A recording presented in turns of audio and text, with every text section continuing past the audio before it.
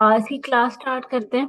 और आज हमारा टॉपिक है मशीन लर्निंग पर। और साथ में हम प्रैक्टिस क्लासेस में डीपली पाइथन को भी देखेंगे और मशीन लर्निंग के थ्रू मिनी प्रोजेक्ट जो है वो भी करेंगे। तो आज के जो हमारे ट्रेनर हमारे साथ मौजूद है वो सर मोहम्मद इम्तियाज है। Welcome sir and thank you for joining today. Over to you. Thank you ma'am. अस्सलाम वालेकुम एवरीवन। मुझे मैम कंफर्म कीजिएगा मेरी वॉइस क्लियर आ रही है? बिल्कुल सर, आपकी आवाज क्लियर है।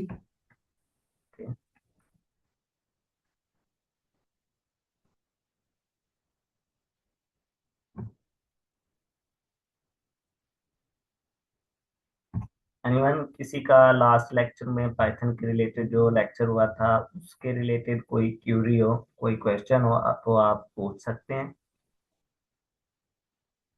देन फिर हम जो है ना आज का सेशन जो कि हमारा मशीन लर्निंग के अबाउट है तो वो हम फिर डिस्कस कर लेंगे।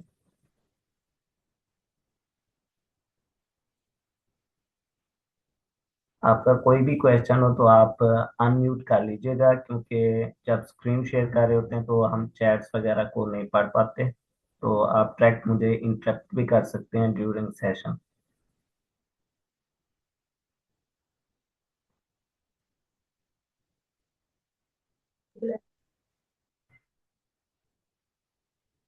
ओके, अगर किसी का कोई क्वेश्चन नहीं है तो हम आज का सेशन स्टार्ट करते हैं, जो कि है हमारा इंट्रोडक्शन टू मशीन लर्निंग। और मेरा नाम जो है वो मोहम्मद इम्तियाज है। मैं एक फाइनल ईयर स्टूडेंट हूँ GCF में, फैसलाबाद।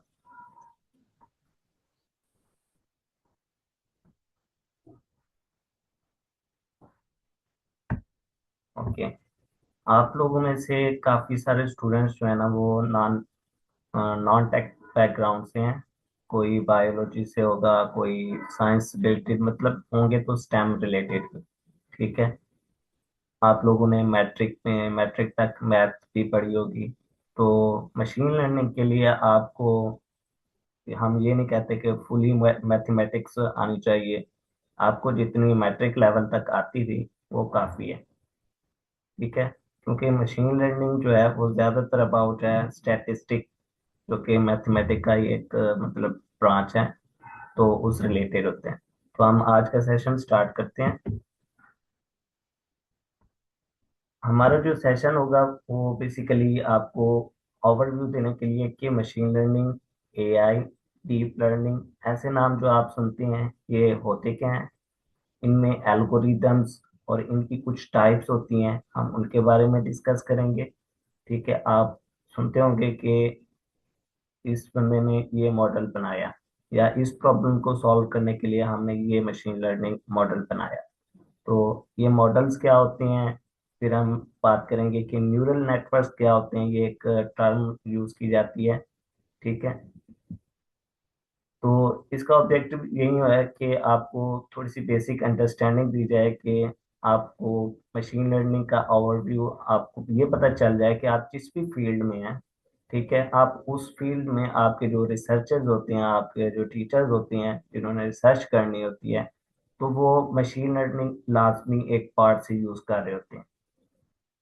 क्योंकि उन्होंने रिसर्च करनी होती है, उन्होंने डाटा के साथ काम करना होता है, और वो सारा कुछ आपका मशीन लर्निंग में हो रहा होता है। What is learning? लर्निंग का मतलब ये है कि आपके पास जो भी नॉलेज आता है टाइम के साथ साथ, तो उससे उसके जरिए आपकी जो है ना परफॉर्मेंस इंप्रूव हो जाती है। तो ये एक लर्निंग का प्रोसेस होता है। AI मशीन लर्निंग से पहले, मशीन लर्निंग की तरफ जाने से पहले आपको बताऊं कि ये स्टार्टिंग कहाँ से होती है। ये स्टार्ट होती हैं सारी चीजें AI से। AI का वर्ड हर एक ने सुना होगा, AI AI। ठीक है। ये होता क्या है कि बेसिकली जैसे एक ह्यूमन सोचता है, वो कोई डिसीजंस करता है, वो किस बेस पे करता है? वो इस बेस पे कि उसके पास, उसके माइंड में, उसके ब्रेन में कोई डाटा है जिसको वो प्रोसेस करके कोई डिसीजन करता है। तो AI का वजूद भी इसी तरह ही आया कि कंप्यूटर को सोचने पर, उसे लर्न करने पर, उसे डिसीजंस लिए जाते हैं जैसे एक ह्यूमन करता है। ठीक है। जैसे एक ह्यूमन डाटा की बेस पे डिसीजन करता है, वैसे ही एआई मॉडल जो होते हैं वो भी डाटा की बेस पे डिसीजन करते हैं, प्रिडिक्शन करते हैं, या कोई आउटपुट शो कराते हैं। एआई की एप्लीकेशन आप डेली लाइफ में देखते होंगे। एक स्पीच रिकग्निशन, जैसा कि आप कोई अ, मतलब कि लॉकर लगाते हैं अपने मोबाइल पे, ठीक है, स्पीच के साथ, और आप वॉइस के जो है ना रिकॉर्ड करके आप उसे बताते हैं कि ये मेरी वॉइस थी।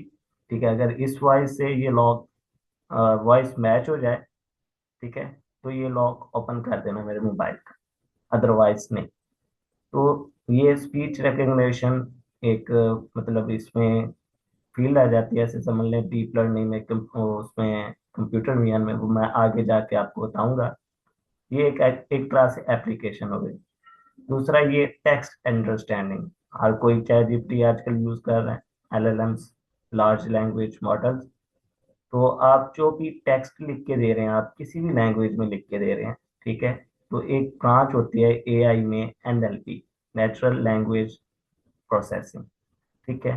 तो ये एप्लीकेशन उधर होती है। ऐसे प्रेडिक्शन, प्रॉब्लम सॉल्विंग, ये भी कुछ एप्लीकेशन होती हैं जो कि ये काम भी कर रहे होते हैं।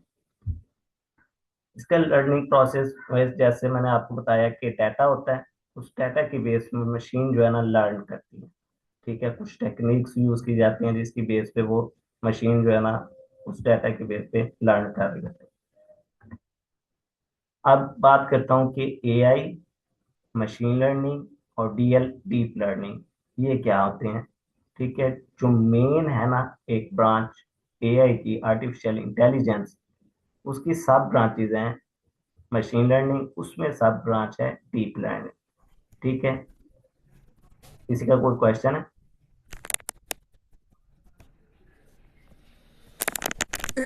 मैडम सताश नहीं है इधर? नो मैम, अगर आपका कोई क्वेश्चन है तो आप पूछ सकते हैं।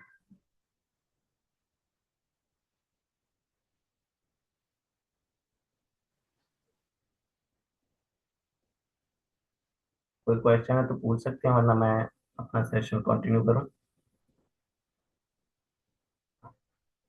ओके, तो मेन ब्रांच है ना हमारी आर्टिफिशियल इंटेलिजेंस की, ठीक है। उसमें सब सब होता है machine learning, then deep learning जो है वो मशीन लर्निंग का सबसेट है। एआई में क्या चीजें इंक्लूड हैं? सर्च एल्गोरिदम, जैसे आप गूगल सर्च इंजन देख लें, उसके पीछे जो एल्गोरिदम्स है एक पूरा सिस्टम उन्होंने डेवलप किया हुआ है, क्योंकि एआई जो है वो मेन चीज है, ठीक है। देन मशीन लर्निंग, इसमें कुछ टाइप्स आ जाते हैं, सुपरवाइज्ड, अनसुपरवाइज्ड, रीइंफोर्समेंट लर्निंग। आप इन नाम से घबराइएगा मत, ये इसकी टाइप्स हैं। आगे जाके मैं आपको बताऊंगा कि ये क्यों यूज हो रही होती है। देन डीप लर्निंग, जो कि सबसेट है मशीन लर्निंग का, मतलब जब आप मशीन लर्निंग में कुछ एडवांस लेवल पे जाते हैं, कुछ एडवांस लेवल की प्रॉब्लम सॉल्व करना चाहते हैं, कुछ ऐसे एडवांस लेवल के आप मॉडल्स बनाना चाहते हैं, एक डिफरेंट मतलब स्पेसिफिक चीजों के लिए, तो डीप लर्निंग वहां पे आती है। और डीप लर्निंग में क्या होते हैं कि उनमें न्यूरल नेटवर्क्स होते हैं, ये CNN, RNN, मतलब कन्वेंशनल न्यूरल नेटवर्क्स, ठीक है, JNN। आप इन नाम से घबराएगा नहीं, ये आगे मैं आपको बताऊंगा। ये एक टर्म्स है जो कि डीप लर्निंग में इस्तेमाल हो रही होती है, ठीक है। एआई की कैटेगरी की बात करूं तो एआई जो है वो दो कैटेगरीज में डिवाइड की गई है, जिनकी बेस पे जो है ना हर एक कंपनी, हर एक इंडिविजुअल जो है ना वो वर्क कर रहा है। एक तो ANI, आर्टिफिशियल नैरो इंटेलिजेंस, जो कि आप देखते हैं self driving cars, search engines, farming factories में। और दूसरा है AGI, जिसके पीछे पूरी दुनिया पड़ी है कि हमने AGI का लेवल अचीव करना है, ठीक है। AGI का लेवल क्या है कि जैसा एक ह्यूमन एक कंपनी को चला रहा होता है, एक ऑर्गेनाइजेशन को मैनेज कर रहा होता है, वहां पे सारे रोबोट्स होंगे, वहां पे एआई मशीन्स होंगी, जो कि वो सारे काम कर रही होंगी जो एक ह्यूमन करता है। जैसे ह्यूमन डिसीजन करता है, वो भी वैसे ही कर रहे होंगे। तो इसके कुछ एजीआई के लेवल्स ओपन एआई ने बताए थे। ओपन एआई का अगर आपको ना पता हो तो मैं बता दूं कि जो चैट जीपीटी की कंपनी है वो ओपन एआई है।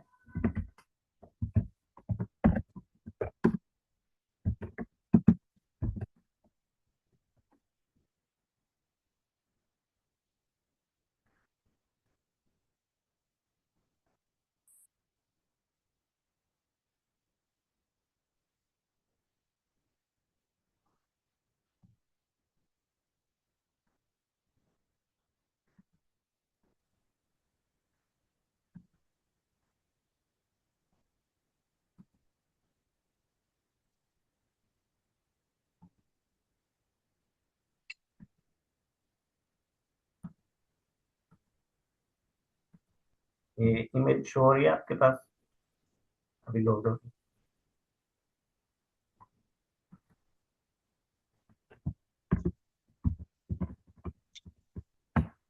जी, इमेज शो हो रही है। जी सर, शो हो रही है। जी, तो जो एजीआई है, एजीआई ओपन एआई जो है ना, उसने कुछ लेवल्स बताए कि हम एजीआई को कैसे अचीव कर सकते हैं। उसका लेवल 1 जो था, उसमें चैटबॉट्स थे। चैटबॉट्स मींस के जैसे आप चैट जीपीटी, जेमिनाई या ऐसे और मेटे आई यूज कर रहे होते हैं, वो चैटबॉट्स।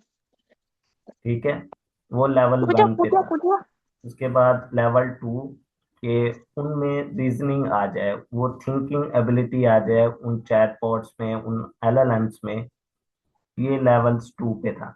जैसे आप आपने देखा होगा डीप सीक में और चैट जीपीटी में एक थिंकिंग है, डीप थिंक करता है वो, मतलब रीजनिंग आ गई उसमें।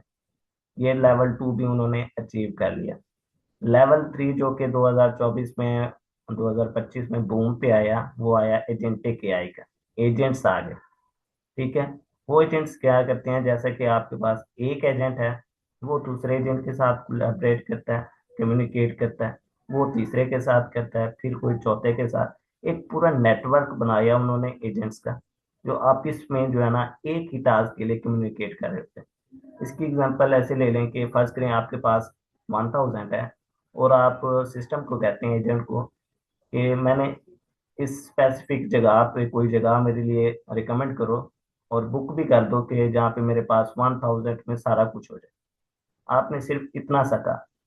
अब एजेंट क्या करेगा, पहले तो वो देखेगा, सर्च करेगा, सर्च एपीआई कॉल करेगा एक एजेंट, जो कि ढूंढेगा कि आपके नज़दीक कौन सी जगह जो कि 1000 में अवेलेबल हो, वो आपको बताएगा। फिर वहाँ पे एक और एजेंट क्या काम कर रहा होगा, वो आपके लिए बुकिंग का काम कर रहा होगा। एक और एजेंट क्या काम कर रहा होगा, वो आपके लिए रिकमेंडेशन का काम कर रहा होगा। तो ये एक पूरा नेटवर्क बन रहा होता है। और ये इसमें आपने सिर्फ ह्यूमन की इंटरवेंशन क्या थी कि ह्यूमन ने सिर्फ एक टास्क दे दिया, और बाकी सब चीजें एजेंट्स जो है ना वो डील कर। ठीक है, ये लेवल 3 था जो कि एजीआई को अचीव करने के लिए ओपन एआई ने बताया। लेवल 4 और लेवल 5 ये अभी तक अचीव नहीं हुए। लेवल 4 में क्या है कि एआई जो है, एजेंट दूसरे एजेंट को क्रिएट कर रहा होगा। वो अपने डाटा की बेस पे न्यू डाटा, फिर अननोन डाटा जैसा भी आएगा, वो खुद को ट्रेन कर रहा होगा। उसमें ये एबिलिटी आएगी कि वो इनोवेट भी कर सकता हो। ठीक है, लेवल 5 पे के जितने जो एजेंट्स बन जाएंगे, वो एक दूसरे के साथ कम्युनिकेशन बन जाएगी, उनका एक पूरा नेटवर्क बन जाएगा। तो वो क्या कर रहे होंगे कि एक पूरी ऑर्गेनाइजेशन को भी संभाल सकते होंगे, जैसे एक ह्यूमन जो है ना पूरी ऑर्गेनाइजेशन को संभालता है, वैसे ही ये एआई जो है ना, एआई एजेंट्स, रोबोट्स, ये सब पूरी ऑर्गेनाइजेशन को संभाल रहे होंगे। ये लेवल 5 है जो कि एजीआई को अचीव करने का। आई होप थोड़ी सी अंडरस्टैंडिंग हुई हो। यहाँ तक किसी का कोई क्वेश्चन हो तो पूछ सकता है।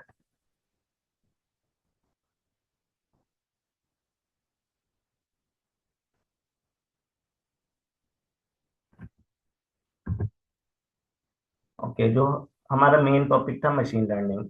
मशीन लर्निंग और ट्रेडिशनल सिस्टम में क्या फर्क था, कि जो ट्रेडिशनल सिस्टम्स पहले बनाए जाते थे, कोडिंग करके बनाए जाते थे, उनमें पहले जो है ना प्री डिफाइंड रूल दिए जाते थे। रूल मतलब कि इफ एल्स कंडीशन में, इफ मतलब ये चीज हो तो उसकी आउटपुट ये आनी चाहिए।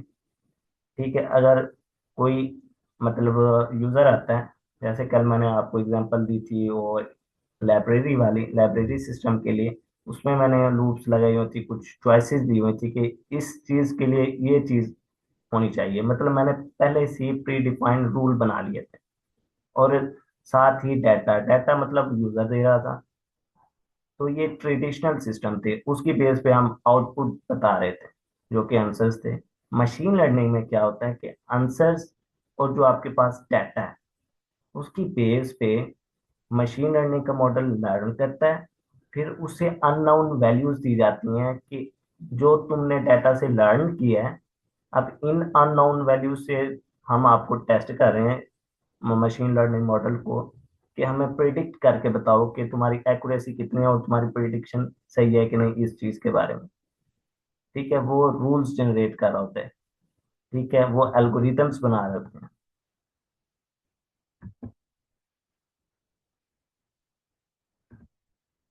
अगर एप्लीकेशंस की बात करूं मशीन लर्निंग की, तो मशीन लर्निंग जो है, मेन डिफरेंस मशीन लर्निंग और डीप लर्निंग में यही है कि मशीन लर्निंग में हम मैनुअली फीचर्स को एक्सट्रैक्ट कर रहे होते हैं। फीचर्स अगर किसी को ना पता चले तो मतलब कि आम अल्फाज में कि ये कोई जो आपके पास डाटा है उसके कोई एट्रीब्यूट्स होंगे, उसकी कोई करेक्टरिस्टिक्स होंगी। ठीक है, उनको हम मैनुअली जो है ना डील कर देते हैं। जो डीप लर्निंग में है वो उसमें ऑटोमेटिकली न्यूरल नेटवर्क्स जो है ना, हम उनको ट्रेन करते जाते हैं मॉडल्स को, और वो ऑटोमेटिक जो है ना फीचर एक्सट्रैक्ट कर रहे होते हैं। और डीप लर्निंग की एप्लीकेशन आपने देखी होगी कंप्यूटर विजन। जिसको कंप्यूटर विजन का आइडिया नहीं है उसका मैं बता दूं कि आपने देखा होगा कि एक ट्रैफिक मैनेजमेंट सिस्टम है। ठीक है, जैसे कि आजकल चालान हो रहे हैं, चालान सिस्टम है। तो कैमरा जो है ना वो आप जो बाइक जा रही है या कोई व्हीकल है, उसकी नंबर प्लेट, उसकी पिक्चर्स, उसके पास पहले से ही डाटा है। ठीक है, वो पिक्चर्स वगैरह को, उनके एजेस को जो है ना खींच के उनको प्रिडिक्ट करता है, और वो देखता है कि उसकी डाटा जो उसके पास पहले डाटा है क्या उसके साथ मैच कर रहे हैं। इसकी एग्जांपल कंप्यूटर विजन में फेशियल रिकग्निशन के, आपका जो मोबाइल को लॉक है, कोई फेस लॉक लगा के रखता है, तो उसे कैसे पता चलता है कि यही फेस है। आपकी सिर्फ आई से पता चल जाता है उसे, आपके जो फेस का एंगल है उससे पता चल जाता है। तो ये जो एप्लीकेशन होती हैं वो कंप्यूटर विजन में होती है। आगे नेचुरल लैंग्वेज प्रोसेसिंग एनएलपी, वो मैंने बताया एलएलएम्स, जैसे कि ये चैट जीपीटी हो गया, ये आपके इनमें होते हैं। तो हमारे पास मशीन लर्निंग का मॉडल होता है ना, उसमें कुछ की कंपोनेंट्स होती हैं उसको बनाने के लिए। तो पहला काम जो हमारे पास हमने करना होता है वो होता है डाटा, कि हमें डाटा कहाँ से मिलेगा। हमारे पास कोई डाटा होगा जिसकी बेस पे हमने कोई मॉडल ट्रेन करना। जैसे एक ह्यूमन ब्रेन को अगर किसी बात का नहीं पता, उसके पास मतलब उसका नॉलेज नहीं है, तो डिसीजन नहीं कर पाएगा। तो उसके लिए पहला काम होता है डाटा। तो डाटा ये हमें कहाँ से मिलता है, ये आप अपना खुद भी बनाते हैं डाटा सेट्स। ठीक है, एक्सेल शीट में बनाते हैं, डॉक्यूमेंट्स में बनाते हैं, या फिर कुछ वेबसाइट्स हैं जैसा कि कैगल, और कुछ और भी वेबसाइट्स हैं जो कि आपको बेंचमार्क डाटा सेट्स पहले से जो बने पड़े हैं वो डाटा सेट प्रोवाइड करते हैं। एनीवन, किसी का कोई क्वेश्चन हो यहाँ तक, या किसी को आइडिया ना हो कैगल क्या चीज़ है, तो वो अनम्यूट करके मुझे बता सकता है, ताकि फिर मैं कैगल को जो है ना सर्च करके आपको बता दूं।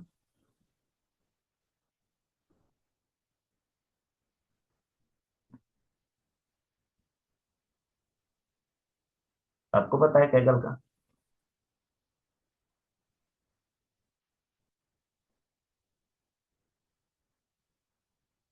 आप लोग अनम्यूट करके मुझे ये बता सकते हैं कि आप डाटा सेट को कैसे डाउनलोड करेंगे? कोई अनम्यूट करके बता सकता है कहाँ से डाउनलोड करेंगे, ये कहाँ से मिलेगा, और कौन सा डाटा सेट आपको किस चीज़ के लिए चाहिए होगा, ये कब कैसे पता चलेगा? कोई अनम्यूट करके थोड़ा सा आइडिया दे दे ताकि मुझे भी पता चले कि ऑडियंस का लेवल क्या है।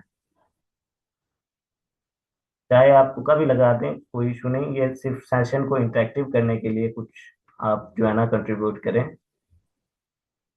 हमारे पास डाटा, अच्छा मुझे ये बताएं कि डाटा जो होता है उसकी कितनी फॉर्म्स हो सकती हैं, वो किस तरह का होता है, क्या चीज़ होती है, ये कोई बता सकता है आप लोगों में से?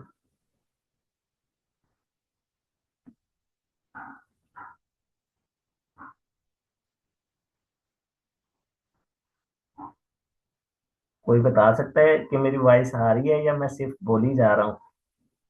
सर आपकी आवाज बिल्कुल क्लियर है। मैंने म्यूट किया हुआ है क्योंकि फिर की कोई अपना माइक अनम्यूट छोड़ देता है। मैम उनको आप थोड़ा एक्सेस दे दें आप, क्योंकि सेशन ऐसे इंटरेक्टिव तो नहीं होगा कि मैं सारा बोलता जाऊं तो वो ऑडियंस जो है ना इंटरेक्टिव ना हो। हाँ जी बिल्कुल, मैं वेट कर रही थी कि आप क्वेश्चन का कहेंगे तो मैं अनम्यूट कर दूंगी सबको। जी जी, आप अनम्यूट करें ताकि वो मुझे बता सकें। अस्सलाम वालेकुम सर। वालेकुम अस्सलाम सर। सर सॉरी, मैं काफ़ी देर से सलामकुम। ट्राई कर रहा था अनम्यूट करने की, बट कैगल का कोई आइडिया नहीं है मुझे। ठीक जी है। और ये जो डाटा डाउनलोड की बात की है, ये भी कोई अंदाज़ा नहीं है। थोड़ा बता देंगे प्लीज़ इस बारे में। जी बिल्कुल। अच्छा सर, आपको अस्सलाम ये वालेकुम आइडिया है? सर। वालेकुम अस्सलाम।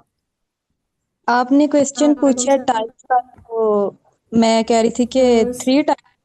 तो स्ट्रक्चर डाटा हो सकता है, अनस्ट्रक्चर डाटा हो सकता है, और हम लोगों के पास सेमी स्ट्रक्चर डाटा भी हो सकते हैं। तीन हम लोग कैटेगरी कह सकते हैं डाटा की। सर हमारे पास रॉ डेटा हो सकता है, स्ट्रक्चर अनस्ट्रक्चर, ये तीन ओके। टाइप है डेटा की। ओके। अगर कोई सिंपल अल्फाज में, यस ये तो सर। एक एकेडमिक अल्फाज हो गए कि हमारे जी पास स्ट्रक्चर या ये इस तरह के डाटा होता है। कोई सिंपल अल्फाज में कहना चाहे कि डाटा क्या चीज़ है, तो वो मुझे कैसे बता सर। सकता सर डाटा जो है वो रॉ फैक्ट एंड फिगर्स होते हैं, जैसे कि पिक्चर में फॉर्म हो सकती है, है? यस जैसे यस कि यस। एडमिशन फॉर्म है, तो वो जो डाटा है वो रॉ डाटा है। अगर हम उसको जैसे कि हम एक मेरिट लिस्ट बना देते हैं तो वो एक इंफॉर्मेशन हो जाती है। ऐसा फॉर्म ऑफ डाटा जो कि रफली हो, जिसको देख के आप सही से मतलब एक एनालाइज ना कर सकें कि ये मतलब रोल नंबर सबके इक्वल एक लाइन में आ रहे हों, तो उन चीज़ों को raw facts and figures picture में हो सकता है। वो किसी इंफॉर्मेशन जैसे कि अगर किसी का एड्रेस, फ़ोन नंबर, नेम सारा एक ही रो में लिखा हुआ है, इस टाइप का जो डाटा है उसको डाटा कहते हैं। और जब उसके ऊपर मैनिपुलेटिंग होती है उसको इन्फॉर्मेशन कहते हैं। जी परफेक्ट परफेक्ट। ये डाटा जो है हमारे पास डिफरेंट फॉर्म में हो सकता है, या तो वो ऑडियो भी हो सकता है, वो इमेजेस भी हो सकती हैं, ठीक है, वो वीडियोस की फॉर्म में भी हो सकता है, ठीक है, वो न्यूमेरिकल फॉर्म में भी हो सकता है। ये डाटा ही है। तो जैसे कि एक सर पूछ रहे थे कि उन्हें कैगल का आइडिया नहीं है। ठीक है, फर्ज करें आप एक मशीन लर्निंग का मॉडल बनाना चाह रहे हैं जो कि ये डिटेक्ट करे कि जो आपके पास एसएमएस आते हैं उनमें से कौन सा एसएमएस या कौन सा मैसेज जो है ना वो स्पैम में जाना चाहिए। ठीक है, तो आप इसके लिए कौन सा डाटा यूज करेंगे, किस तरह का, किस शेप का, मतलब ऑडियो करेंगे, वीडियो करेंगे, टेक्स्ट बेस्ड मैसेजेस, उनका डाटा करेंगे? आपने सिंपल सा मॉडल बनाना है जो कि यही बताए कि आपकी ईमेल या कोई आपके पास मैसेज आ रहा है तो वो स्पैम है या नहीं है, उसमें कोई ऐसी चीजें, स्पैम का मतलब कि कोई इररेलेवेंट चीजें तो नहीं है जो हैकर यूज कर रहे सर वो टेक्स्ट बेस्ड हो सकता है। हैं। जी। तो पहले मैं आप सर का क्वेश्चन को। सर हम उसको पहले इस तरह ट्रेन करेंगे, कुछ ईमेल तो से देंगे कि स्पैम ईमेल देंगे और नॉन स्पैम ईमेल देंगे, वो उनकी बेस पे हमें बताए। उसको उस तरह ट्रेन करेंगे कि वो बताए कि स्पैम है या नहीं है, पहले उसे एग्जांपल्स के थ्रू हम बताएंगे। जी जी। एक सर पूछ रहे थे कि उनको कैगल का आइडिया नहीं है।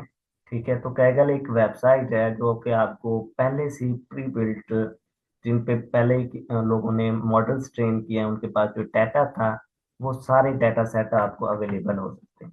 ठीक है, आप सर्च करेंगे गूगल पे kaggle.com, ठीक है, उसकी प्रोफाइल बना लेंगे।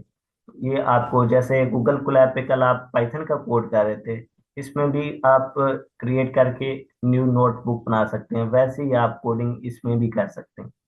ठीक है, ये पूरा प्लेटफॉर्म आपको मिल जाता है। इसमें कंपटीशन भी हो रहे होते हैं कि आप कोई मॉडल्स बना रहे हैं, कोई चीज न्यू बना रहे हैं, तो यहाँ पे कंपटीशन भी हो रहे होते हैं।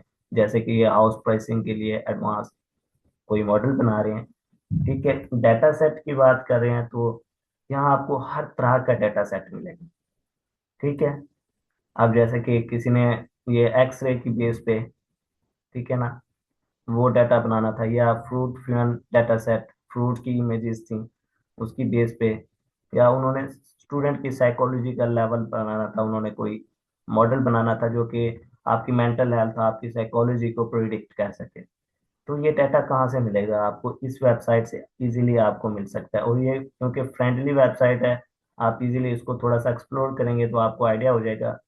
दूसरा ये कि जो आप टास्क भी कर सकते हैं कि आपने ये डाटा सेट कैसे डाउनलोड करना है। क्या सिंपल सी यहीं से है, किसी भी डाटा सेट को आपने क्लिक करना है, जैसे ये क्रेडिट कार्ड का है, ठीक है, उसके डाउनलोड का ऑप्शन भी होगा, जैसे ये डाउनलोड का है।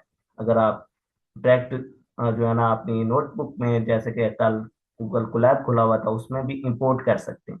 वो एक मतलब टेक्निकल व्यू में आप जा सकते हैं। आपको इतना आइडिया हो गया होगा कि डाटा सेट आपको कहाँ से मिलेंगे, किसी भी तरह का आपने डाटा सेट लेना है, जैसे कि ये क्रेडिट कार्ड या अभी हम एसएमएस के लिए बात कर रहे थे। ठीक है, एसएमएस डिटेक्शन के लिए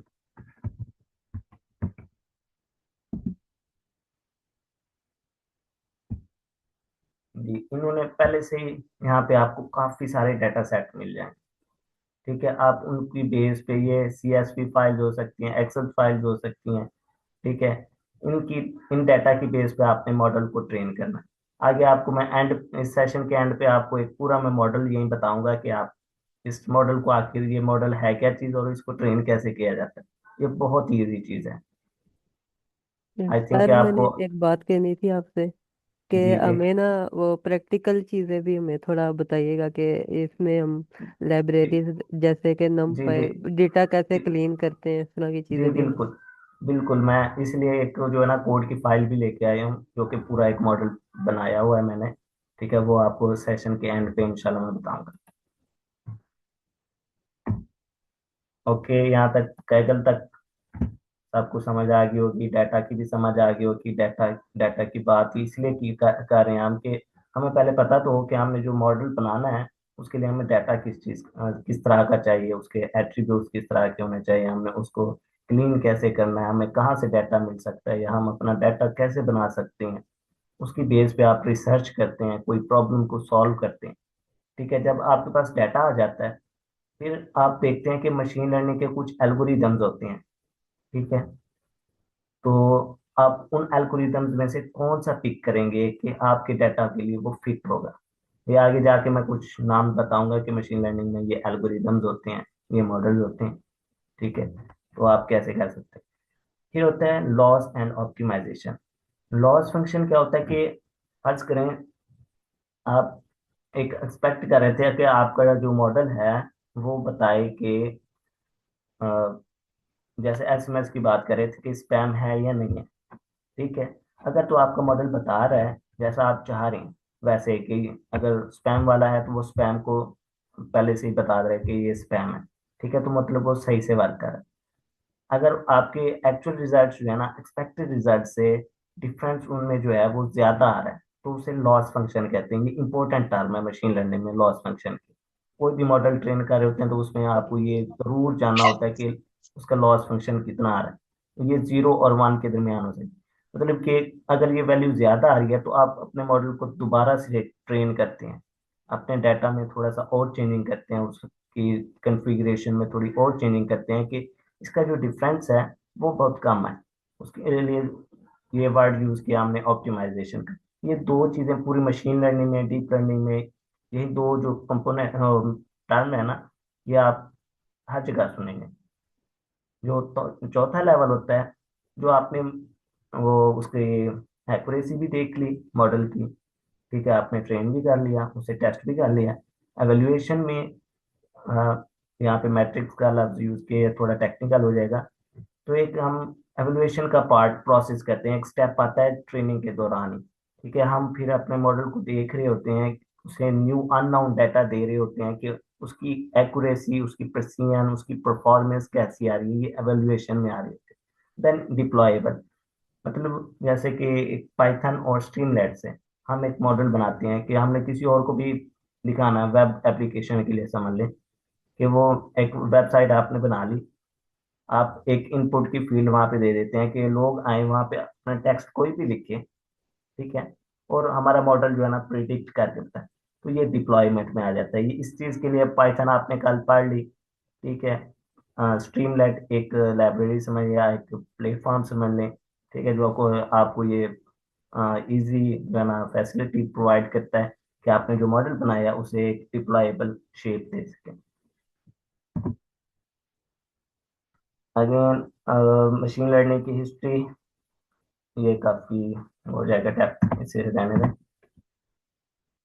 एप्लीकेशन आपको बता दी मैंने कि रिकमेंडेशन सिस्टम, जैसे आप amazon, किसी ने देखा हो amazon की वेबसाइट, आप ये देखते होंगे कि amazon में लाखों लोग हैं। ठीक है, सर डॉक्टर जफर शायद भी बता रहे थे कि कोई 21 लाख हैं या इस तरह से जो है ना एम्प्लॉयज हैं अमेजोन में। तो वो क्या कर रहे होते हैं? तो वो यही कर रहे होते हैं कि उनकी जो एप्लीकेशन है अमेजोन की, उन्होंने एल्गोरिदम्स ऐसे लगाए हुए हैं कि आपके पास जो कोई कस्टमर आता है ना, वो एक प्रोडक्ट को देखता है, ठीक है, वो उसे अच्छा लग जाता है कि ये प्रोडक्ट होना चाहिए। आप देखेंगे कि उसके बाद बाकी प्रोडक्ट्स जो उस फीड में शो हो रही होंगी, ठीक है, वो उसी तरह से होंगी जो आपके इंटरेस्ट के रिलेट कर रही होंगी। ये सारे रिकमेंडेशन सिस्टम में आते हैं। वो कैसे वर्क कर रहे होते हैं? उनमें भी बैक एंड पे ये मशीन लर्निंग के एल्गोरिदम्स वर्क कर रहे होते हैं, ठीक है। स्मार्ट सिटी का आपने कॉन्सेप्ट सुना होगा। देन साइबर सिक्योरिटी का, जैसे फेशियल रिकॉग्निशन, स्पैम डिटेक्शन, जैसे अभी मैंने बताया था, ये सब इसी की एप्लीकेशन है। हेल्थ केयर में आपने देखा होगा कि अब आजकल तो कुछ ऐसी वेबसाइट्स भी हैं, जैसे कि हमने भी एक मॉडल बनाया था डॉक्टर वेल के नाम से, ठीक है, कि आप अपनी जो है ना कंडीशंस बताते हैं उसे मॉडल को कि मेरे ये कंडीशंस है, मैं ऐसा फील कर रहा हूँ। वो उन कंडीशंस की बेस पे उसे के पास डाटा है, एक जैसे एमबीबीएस डॉक्टर के पास होता है, ठीक है, हमने उसको ट्रेन किया हुआ है। तो वो क्या, आपकी जो कंडीशंस हैं उनकी बेस पर डायग्नोस करेगा। फिर वो देखेगा क्या इसकी कंडीशन मेरे जो नॉलेज है उससे ज़्यादा हटके तो नहीं है, तो वो रिकमेंड करेगा कि आप इस डॉक्टर से जो है ना फेस टू फेस फिजिकली आप कांटेक्ट कर सकते हैं। ये एक पूरी एप्लीकेशन बन सकती है। आप किसी कोई फाइनल ईयर प्रोजेक्ट बना रहा होगा तो वो इस तरह से भी बना सकते हैं।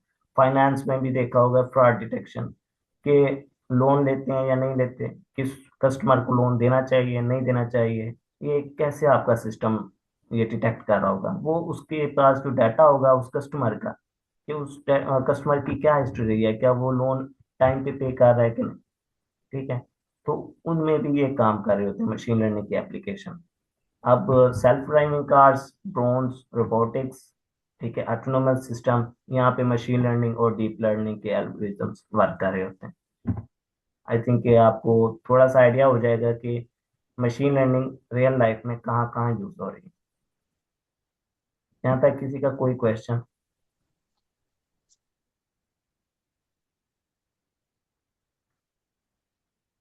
एनीवन?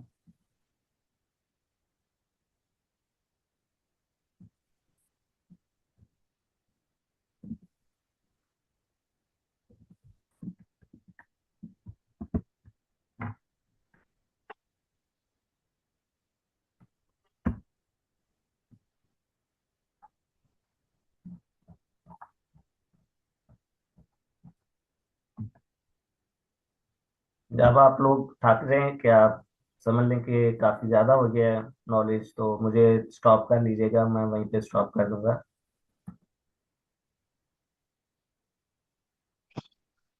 समझ तो आ रही है ना कुछ, या जी इससे सर, थोड़ा? बिल्कुल समझ आ रही है, क्लियर है सब कुछ, बड़ा अभी तक तो अच्छा इंट्रोडक्शन आप दे रहे हैं। जी। तो नेक्स्ट पार्ट जो हम मशीन लर्निंग का मॉडल बना रहे होते हैं, उसमें कोई वर्क फ्लो हम फॉलो कर रहे होते हैं, कुछ टाइप्स होती हैं मशीन लर्निंग की। हमने देखना होता है जो हमारे पास एक डाटा है उसके लिए हमारे पास किस टाइप का डाटा है और किस तरह की हमारे जो है ना मशीन लर्निंग मॉडल बनेगा, वो मैं इस लेक्चर में कवर करता हूँ। मशीन लर्निंग में एक जो टाइप है वो है सुपरवाइज्ड लर्निंग, ठीक है। सुपरवाइज्ड लर्निंग में क्या होता है कि आपके पास जो भी डाटा है वो उस पर पहले से ही लेबल दिए दिए होते हैं। कोई बता सकता है कि यहाँ पे लेबल का क्या मतलब हो सकता है?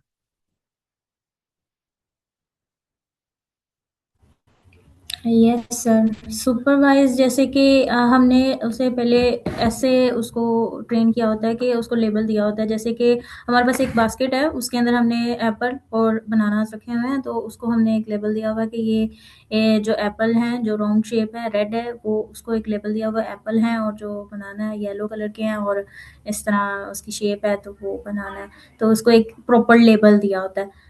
और एक उसके आगे सर आप खुद ही बताएंगे जी अनसुपरवाइज जी। उसमें लेबल नहीं होते। जी जी। लेबल का मैंने ये पूछा कि लेबल क्या होता है, मतलब कि आप देखिए आम लाइफ में हम लेबल मतलब कि कोई नाम दे देते हैं, ठीक है, जो आपके पास डाटा है, पास करें नाम क्या कि मेरे पास ये डाटा है, आप ये देखें, ठीक है। तो उसमें क्या है कि डॉग्स हैं, कैट्स हैं, ठीक है, या कोई और बर्ड्स हैं, तो इनको हमने पहले से ही जो है ना हमने नाम दे दिया, मतलब लेबल दे दिया। मुझे जस्ट एक सेकंड दीजिए।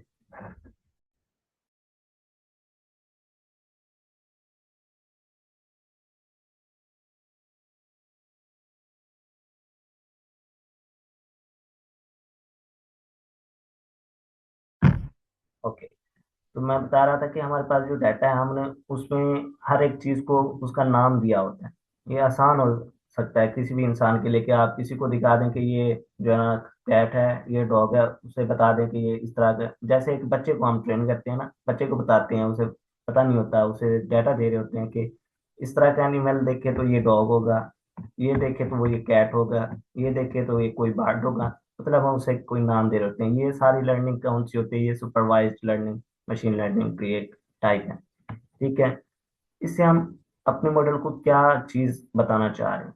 जब हम ये ट्रेनिंग के फेज में आते हैं ना, ये फर्ज करें कि 70% हमने, मतलब 90% डाटा जो है ना, हमने लेबल करके ट्रेनिंग का दौरान अपने मॉडल को बता दिया कि अगर इस तरह का कोई डाटा आए, तुम्हें पता है कि ये कैट है, ये डॉग है, ये कोई बर्ड है, तो तुमने इसमें से फौरन प्रिडिक्ट करके बता देना कि ये कैट है, ये डॉग है, ये कोई चीज है। ठीक है। 90% हमने डाटा दे दिया। फिर हम 10% जो है ना टेस्ट डेटा यूज करते हैं। ये अननोन वैल्यूज, उनको कोई लेबल नहीं दिया आपने, सिर्फ उस तरह की कोई पिक्चर्स दे दी या कोई चीज उसके सामने रख दी कि आप मुझे पहचान के बताओ कि इसमें से डॉग कौन सा है, कैट कौन सी है, और कोई बर्ड कौन सा है। ठीक है। तो हमारा जो मॉडल है वो सुपरवाइज्ड लर्निंग की बेस पे वर्क कर रहा होता है। ठीक है। हम उसकी प्रिडिक्शन चेक करते हैं कि उसे अननोन वैल्यू हमने दिखाई, तो उसे पता चल रहा है कि या वो पहचान पा रहा है कि उसके पास जो डाटा है, ठीक है, ये उससे मिलती जुलती कोई चीज है, तो ये प्रिडिक्ट करके बता रहा है कि ये क्या चीज है। आई थिंक ये सुपरवाइज का आपको कॉन्सेप्ट समझ आ गया।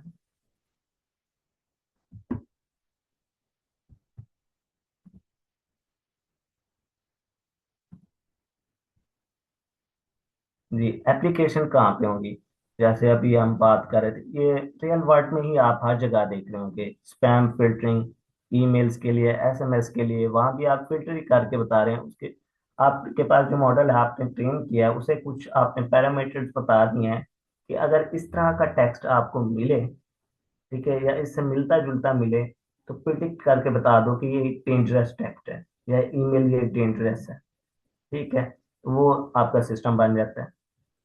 स्पीच रिकग्निशन की बात आपसे मैंने पहले ही कर दी थी कि कुछ आप देख सकते हैं एप्लीकेशन, सेल्फ ड्राइविंग कार्स, उसमें जो है ना व्हीकल डिटेक्ट कर रहे होते हैं रडार यूज करके कि अ, कोई व्हीकल जो उसके पास आ रही है, तो उसने क्रॉस भी करना है, तो वो किस स्पीड से करना है। ठीक है। ये सारी चीजें आईओटी बेस, आपने कोई इंटरनेट ऑफ थिंग्स का नाम सुना हो, आईओटी, तो वहाँ पे सेंसर्स यूज हो रहे होते हैं, वो डाटा को कलेक्ट कर रहे होते हैं, वो अननोन डाटा होता है। ठीक है। लेकिन आपका जो मॉडल है, उसे कुछ पहले ही से बता दिया गया है कि इस तरह का अगर डाटा आए तो हमने इस तरह से वर्क करना। तो ये सारी चीजें सुपरवाइज लर्निंग में होती हैं। इसकी दो टाइप्स होती हैं मेन। मैं आपको सिर्फ मेन मेन कॉन्सेप्ट ही बता रहा हूँ कि ये टाइप्स होते हैं। पूरी मशीन लर्निंग में यही चीजें कवर होंगी आपकी। एक क्लासिफिकेशन होती है, एक रेग्रेशन। अगेन ये कुछ स्टैटिस्टिकल मैथिक जो स्टैटिक्स होती है मैथमेटिक्स में, ये उसकी थोड़ी सी टर्म है। आप लोग अगर कंफ्यूज हो रहे हैं तो मुझे बता दीजिए, वरना मैं कैरी ऑन करता हूँ। हाँ, क्लासिफिकेशन में क्या होता है कि डाटा को कैटेगराइज, उसकी कैटेगरी बना दी जाती है प्री डिफाइंड लेबल देके। क्योंकि सुपरवाइज की बात की जा रही है, सुपरवाइज लर्निंग की, तो मतलब उसके पास प्री डिफाइंड लेबल्स होंगे। ठीक है। जैसे कि यहाँ पे आप बता रहे हैं कि इस तरह का कलर हो तो वो स्पैम नहीं है, इस तरह का कलर हो तो वो स्पैम टेक्स्ट होगा। ठीक है। ये एग्जांपल आप दे सकते हैं। ये क्लासिफिकेशन कर रहे हैं, आप कैटेगरी बना रहे हैं। इसी तरह एक टर्म होती है रेग्रेशन की, कि उसके पास जो कॉन्टिन्यूअस वैल्यूज आ रही हैं, ठीक है, जैसे फ्यूचर सेल्स या हाउस प्रेसिंग, जैसे वो कॉन्टिन्यूअस वैल्यू, ये यहाँ पे आप देख सकते हैं कि जैसे उसके पास कॉन्टिन्यूअस वैल्यूज आ रही हैं, वो प्रिडिक्ट कर रहे हैं।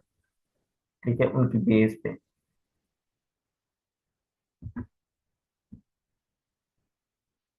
अगर इसकी टाइप्स की बात करें कि क्लासिफिकेशन में किस तरह की हम कैसे क्लासिफाई करते हैं कोई भी क्लास, कोई भी हमारे पास डाटा होता है, ये बाइनरी क्लासिफिकेशन, उसमें दो ही पॉसिबल वैल्यूज हो सकते हैं, या तो यस होगा या तो नो, या तो पॉजिटिव होगा तो या तो नेगेटिव।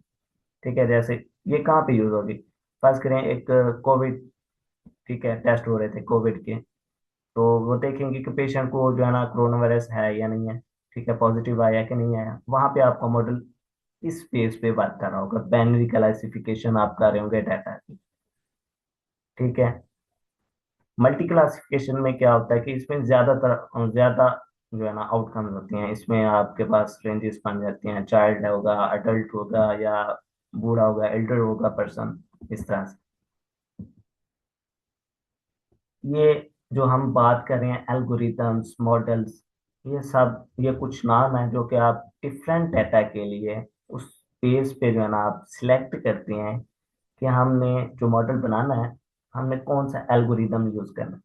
फर्ज करें आप बायो के हैं, ठीक है, आपकी बायो कोई फील्ड है, ठीक है, आप बायो में कोई मॉडल बनाना चाह रहे हैं कि डिजीज डिटेक्शन, ठीक है, हार्ट डिजीज डिटेक्शन बनाना चाह रहे हैं कि पेशेंट का वो बता सके उसके कंडीशन से, कि आपको मॉडल बता सके कि उसे हार्ट डिजीज है या नहीं, या स्किन डिजीज की एग्जांपल ले लें कि वो स्किन की पिक्चर खींच के बताए कि उसकी स्किन पे जो है ना कोई खारिश तो नहीं है, मतलब इस तरह की कोई डिजीज तो नहीं है, ये आप मॉडल बना रहे हैं।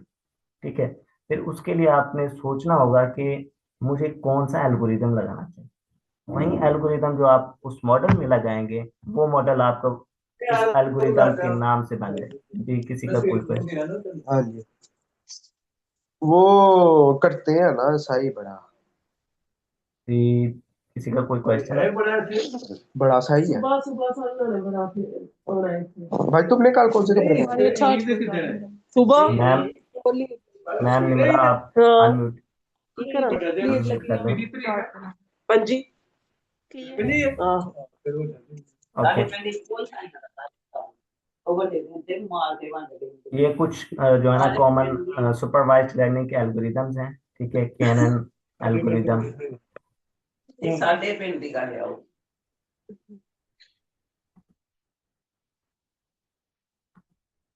ये कुछ एल्गोरिदम्स के नाम हैं। ठीक है, कैनन और एसवीएम, ये आपको कुछ नाम सुन के घबराएगा नहीं।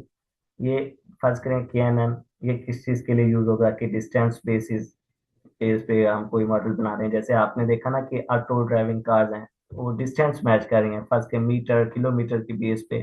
ठीक है, वहां पे ये कैनन के एल्गोरिदम्स यूज हो रहे हैं। ठीक है, लीनियर रेग्रेशन, लॉजिस्टिक रेग्रेशन, फर्ज करें कि आप क्लासिफिकेशन को कोई मॉडल बना रहे हैं या स्नो आउटकम्स बताना चाह रहे हैं, तो वहां पे, या स्पैम डिटेक्शन का कोई मॉडल बना रहे हैं, तो वहां पे आप यही एल्गोरिदम यूज करेंगे। ये प्री बिल्ट भी होते हैं कि आप सिर्फ नाम लिखते हैं ना कि लॉजिस्टिक रेग्रेशन, ठीक है, ब्रैकेट दे देते हैं, उसकी बेस वो इम्प्लीमेंट हो जाता है आपके नोटबुक में। ठीक है, ऐसे डिसीजन ट्रीज, ये आपके पास एक यहाँ पे एनोटेशन का होगा, हाँ, फर्ज करें ये एक ट्री है, ठीक है, देन उसकी ब्रांचेस हैं, देन एक और ट्री बनेगा, ठीक है, उसकी एक और ब्रांचेस होगी। ठीक है, ये डिसीजन ट्री, ये एक ट्री के लिए, मतलब इस तरह का कोई डाटा होगा, ठीक है, जो कि आपका हायरार्की शेप्स में होगा, आपने आगे स्प्लिटिंग भी करनी होगी, ठीक है, डाटा की उसको डिवाइड भी करना होगा। जैसे कि फर्ज करें आप मॉडल बना रहे हैं, जो कि उसने देखना है कि आपके पास डाटा जो है मैरिड, अनमैरिड, सिंगल पर्सन, इस तरह का डाटा है, ये मतलब स्प्लिटिंग हो रही है। ठीक है, वहां पे इस तरह के जो है ना algorithms, flow chart like structure जो बन रहा होगा ना, वो डिसीजन ट्री।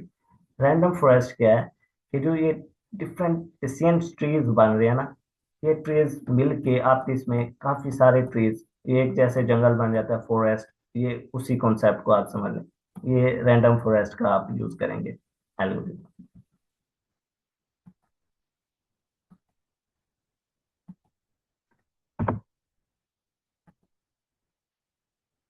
यहाँ तक किसी का सुपरवाइज लर्निंग में कोई क्वेश्चन हो तो पूछ ले, मैं बस थ्योरी को फिर जल्दी जल्दी वाइंड अप करता हूँ।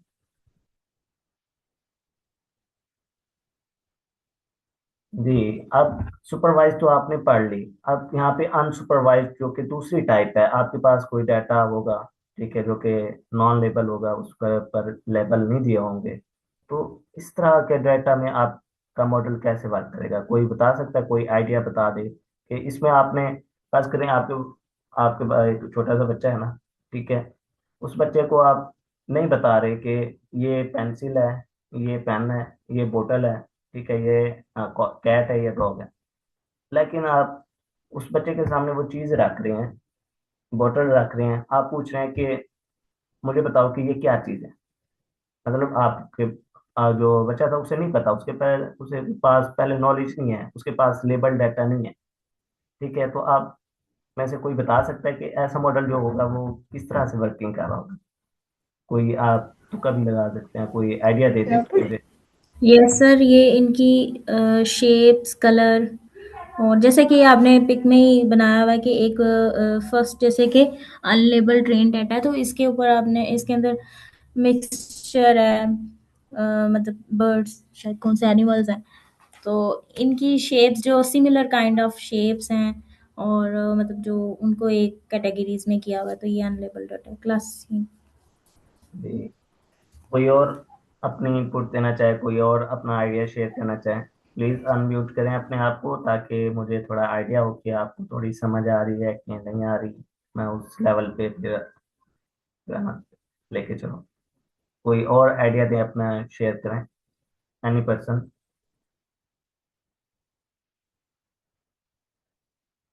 कि आपको इस चीज में, अनसुपरवाइज्ड लर्निंग में कैसे समझ आ रही है, इसमें क्या चीज हो रही होगी, कैसे कोई बच्चा है जो, जिसे ये भी नहीं पता कि ये क्या चीज होगी, उसने पहले देखी तक नहीं है, ठीक है, तो वो उस पर कैसे वर्क करेगा? कोई आप थोड़ा सा आइडिया दे दें, जैसे अभी मैम ने बताया वो बिल्कुल परफेक्ट था। आप लोग भी आइडिया दें कोई।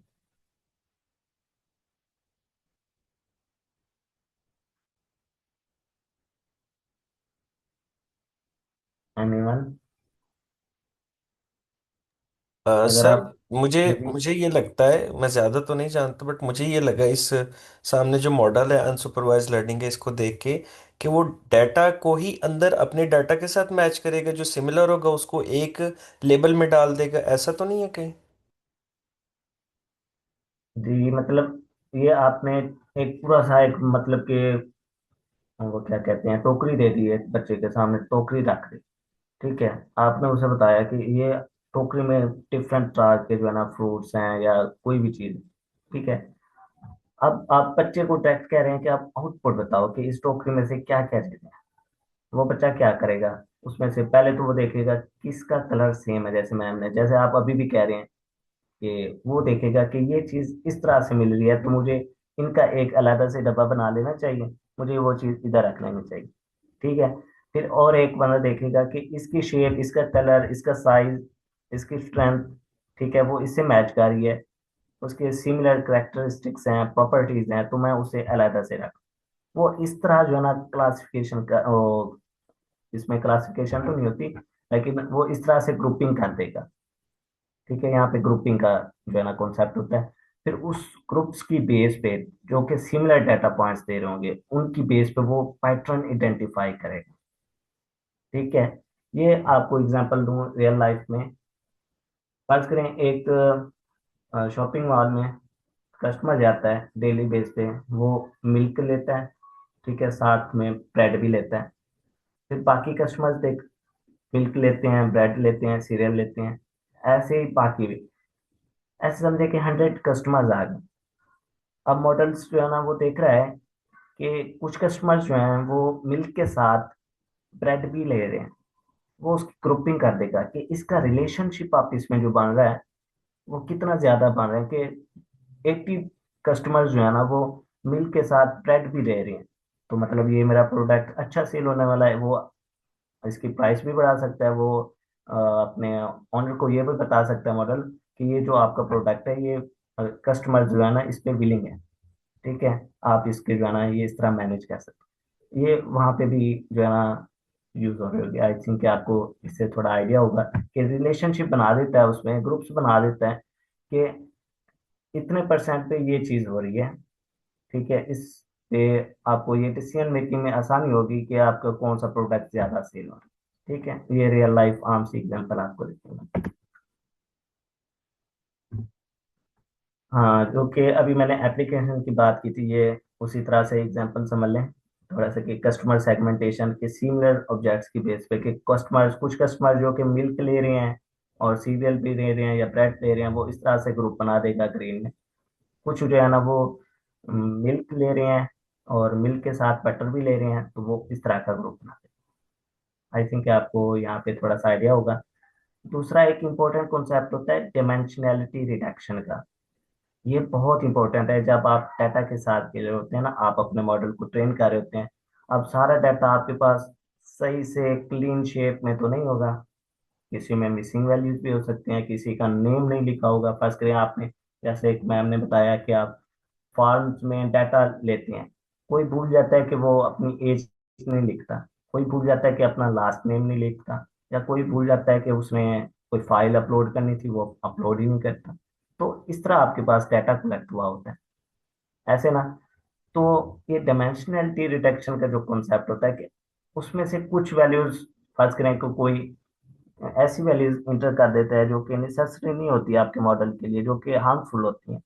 तो इसका कॉन्सेप्ट यही होता है कि अननेसेसरी डाटा को रिमूव कर दे, लेकिन उसके फीचर्स में आपके मॉडल पे अफेक्ट ना आए उन अननेसेसरी वैल्यूज को रिमूव करने। इसकी एग्जांपल अगर मैं आपको लूं,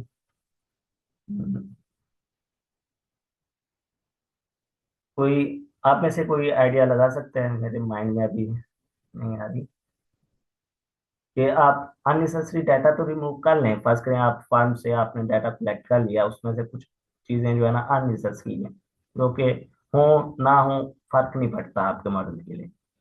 तो इस तरह का कोई आप आइडिया, कोई एप्लीकेशन आपके माइंड में आ रही हो तो आप शेयर कर सकते हैं, ऑडियंस कोई आप कोलैबोरेट करें।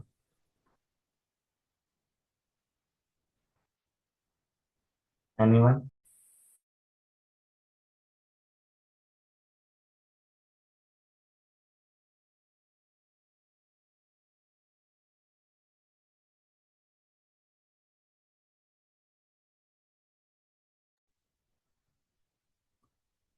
चलें, ठीक है। शायद आप लोगों को या तो समझ नहीं आ रही है, आप खुद जो है ना अनम्यूट नहीं करना चाह रहे हैं। चलें, नेक्स्ट मैं बता देता हूँ। जी जी, कोई? सर समझ आ रही है, लेकिन एग्जाम्पल वही आपकी तरह कोई माइंड में नहीं आ रही इसकी। जी, मैं मेरे माइंड में आ गई। बात करें कि आप एक फॉर्म, स्टूडेंट्स का फॉर्म ही ले रहे हैं, ठीक है, किसी पोजीशन के लिए। तो उस फॉर्म में एक फील्ड हो सकती है उसका मैरिटल स्टेटस। वो ज्यादातर इग्नोर ही किया जाता है स्टूडेंट लाइफ में ना। ठीक है, कोई उसमें फील्ड पुट कर देता है, कोई नहीं करता, कोई विलिंग नहीं होता, या कोई अपना जेंडर बताना चाहता है, कोई नहीं बताना चाहता। ये एक तरह से फील्ड हो सकती है ना। ठीक है, आप देख रहे हैं कि इसमें कोई अननेसेसरी डाटा, या अगर डाटा है भी तो वो आपके मॉडल पे अफेक्ट कर रहा है कि उसमें से कुछ वैल्यूज मिसिंग है, काफी ज्यादा वैल्यूज मिसिंग है। मतलब 100 में से कुछ लोगों ने अपना जेंडर बता दिया, 80 लोगों ने जेंडर नहीं बताया, तो 20 लोगों का आपने कुछ नहीं करना, तो आप उनको रिमूव कर सकते हैं, इससे आपके मॉडल पे अफेक्ट नहीं आएगा। ये सिंपल सी एग्जांपल जो मेरे माइंड में। नेक्स्ट जो है नॉमली डिटेक्शन, ये बहुत इंपॉर्टेंट है। फर्ज करें कि एग्जांपल कैसे दूं, हाँ, जैसे फ्रॉड डिटेक्शन में ये कस्टमर्स थे, ठीक है, ये बहुत अच्छे कस्टमर्स थे, आपने इनको लोन दिया और ये आपको वापस टाइम पे ही लोन पे कर रहे हैं। ये भी कस्टमर्स थे, उनको आपने लोन दिया और ये मतलब टाइम से नहीं तो थोड़ा थोड़ा करके उन्होंने लोन पे कर ही दिया, ये उनकी वो ग्रुपिंग कर दी। ठीक है, कुछ ऐसे कस्टमर्स थे कि उन्होंने लोन पे ही नहीं किया। ठीक है, वो रेड फ्लैग जिसे आप कहते हैं, समझ लें, वो अलग से एक साइड पर चले गए। तो मॉडल आपका क्या करता है कि उसने ग्रुप्स बना लिए, ठीक है, डाटा के। अब वो देखेगा सिमिलर जो है ना वो एक ग्रुप में आ गए। कुछ उसे ये पता चलेगा लगा कोई पॉइंट जो है ना वो उससे काफी दूर है, उसके फीचर्स अलग से हैं, वो इसे मैच नहीं कर रहे, वो कोई और चीज है। बात करें 100 में से 99 लोग हो रहे हैं, एक काला बंदा आके बैठ गया तो वो चुभेगा उसे मॉडल को कि कोई यहाँ पे कोई न्यू चीज आई है। तो ये इनॉर्मली डिटेक्शन, या इसे आउटलायर भी हम वर्ड यूज करते हैं, या ऐसे समझने की एरर भी यूज कर सकते हैं word। ठीक है, ये वो होता है उसको डिटेक्ट करने के लिए हम ये अनसुपरवाइज्ड लर्निंग की एप्लीकेशन यूज कर रहे थे। आई थिंक थोड़ा सा क्लियर होगा। एनीवन एल्स, कोई और आप में से कोई एग्जांपल इसकी देना चाहे रियल लाइफ में आप कैसे इसको इम्प्लीमेंट करेंगे?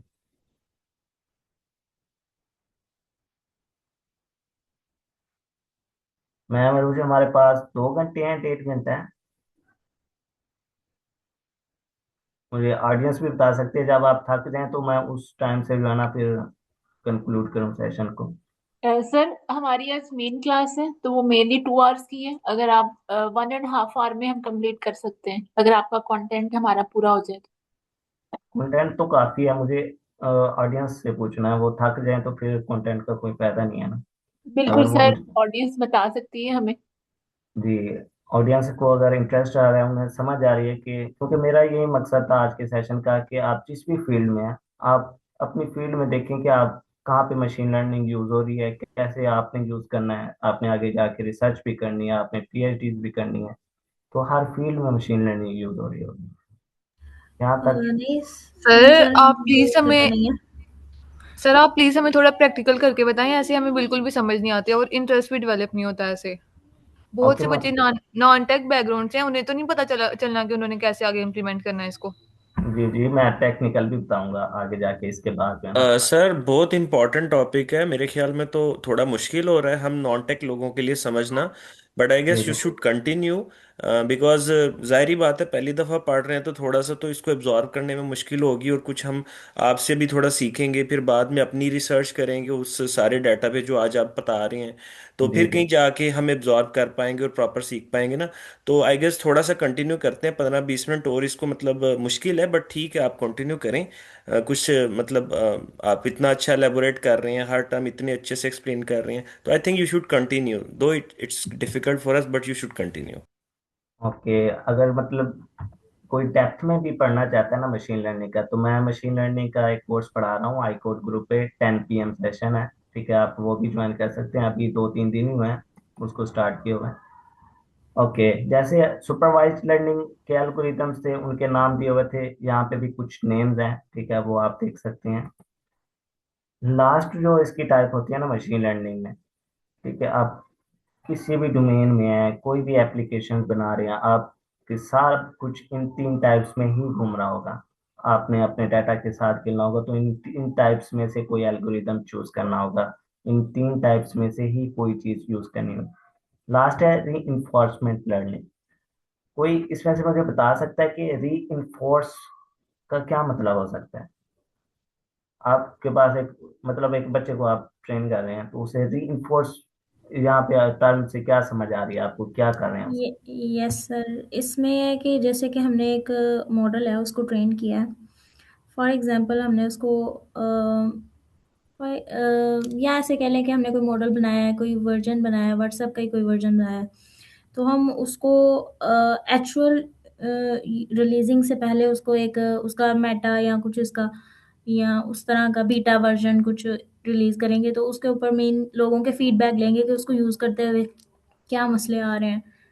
तो उस फीडबैक को लेते हुए उस मॉडल में हम जो है ना उसको लर्न करेंगे, उसको ट्रेन परफेक्ट। करेंगे। परफेक्ट, कोई अरे और? ऐसा मॉडल होता है कि अगर मतलब कि कोई गलती करे ना, फिर वो उससे गलती से सीखता है, ये इस तरह का मॉडल होता है। परफेक्ट परफेक्ट, कोई और अपना आइडिया शेयर करें?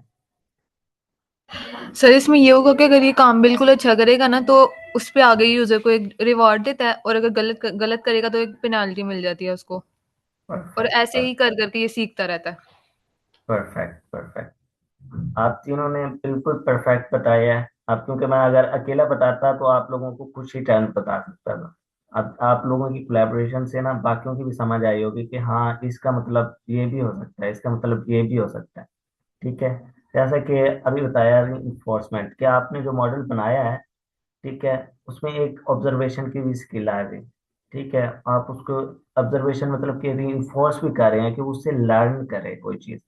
ठीक है, यहाँ पे जैसे एक आपके पास एजेंट कोई डॉगी था, आपने उसे बॉल फेंकी, आप उसे टास्क दे रहे हैं कि वो जंपिंग करे और जो है ना बॉल को पकड़ के आपके पास ले। अगर वो ये टास्क करता है कंप्लीट, तो आप खुश होंगे, आप उसे रिवॉर्ड देंगे ना। ठीक है, अगर तो वो मतलब वो काम नहीं करता डॉगी, वो भाग ही जाता है, आप जैसे ही पास जाते हैं, तो वो आप गुस्से होंगे, तो आप उसे पेनल्टी देंगे।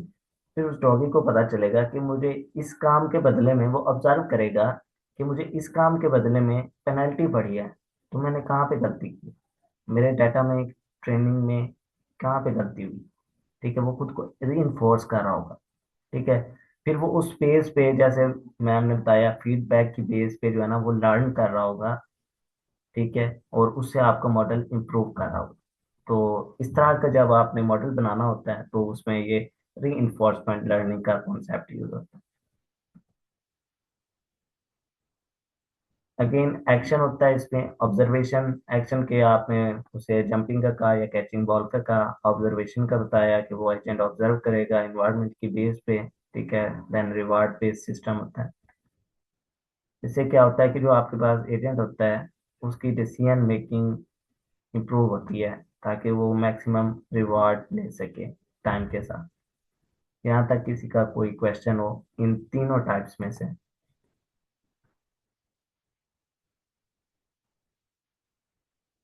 ओके, जिस तरह पिछली दो टाइप्स के कुछ एल्गोरिदम्स थे, हम यूज कर सकते थे, इसी तरह इसके भी कुछ एल्गोरिदम्स हैं जिनके ये मैंने कुछ नाम दिए हुए हैं। अब मेन बात कि हमारे पास जो मॉडल है, वो हम बनाते कैसे हैं। इसके बाद मैं प्रैक्टिकल इम्प्लीमेंटेशन पे चला जाऊंगा। पहला आपको बताया कि आपके पास डाटा होना चाहिए, आपने डाटा कलेक्ट करना है। डाटा का बताया कि कैगल से भी मिल सकता है, आप अपना डाटा भी कलेक्ट कर सकते हैं। दूसरा, वो डाटा सही नहीं होगा, मतलब उसमें कुछ मिसिंग वैल्यूज होंगी, कुछ में कोई डाटा जो है ना अननेसेसरी होगा। तो वो उसको डील करने के लिए आप, एक प्रोसेस होता है pre processing, data pre processing. ठीक है, उसको फॉर्मेट करते हैं, उसे क्लीन करते हैं, ये दूसरे स्टेप है जो आपका main flow. Third, model selection. जैसे मैंने बताया कि आपके पास डाटा भी आ गया, उसने फॉर्मेट भी कर लिया, अब आप मॉडल सिलेक्ट करेंगे कि किस डाटा के लिए मेरा कौन सा एल्गोरिदम लगेगा। मॉडल सिलेक्शन मतलब एल्गोरिदम सिलेक्शन भी आप इसे कहते हैं। देन आपका मॉडल उस डाटा की बेस पे ट्रेन किया जाएगा। फिर आप अपने मॉडल को कुछ अननोन वैल्यूज देंगे, जिसकी बेस पे वो टेस्ट किया जाएगा, जो कि एवेल्युएशन का सिस्टम होगा, देन डिप्लॉयमेंट। ये पूरे मशीन लर्निंग का वर्क फ्लो हो रहा है जो भी मॉडल बनते हैं।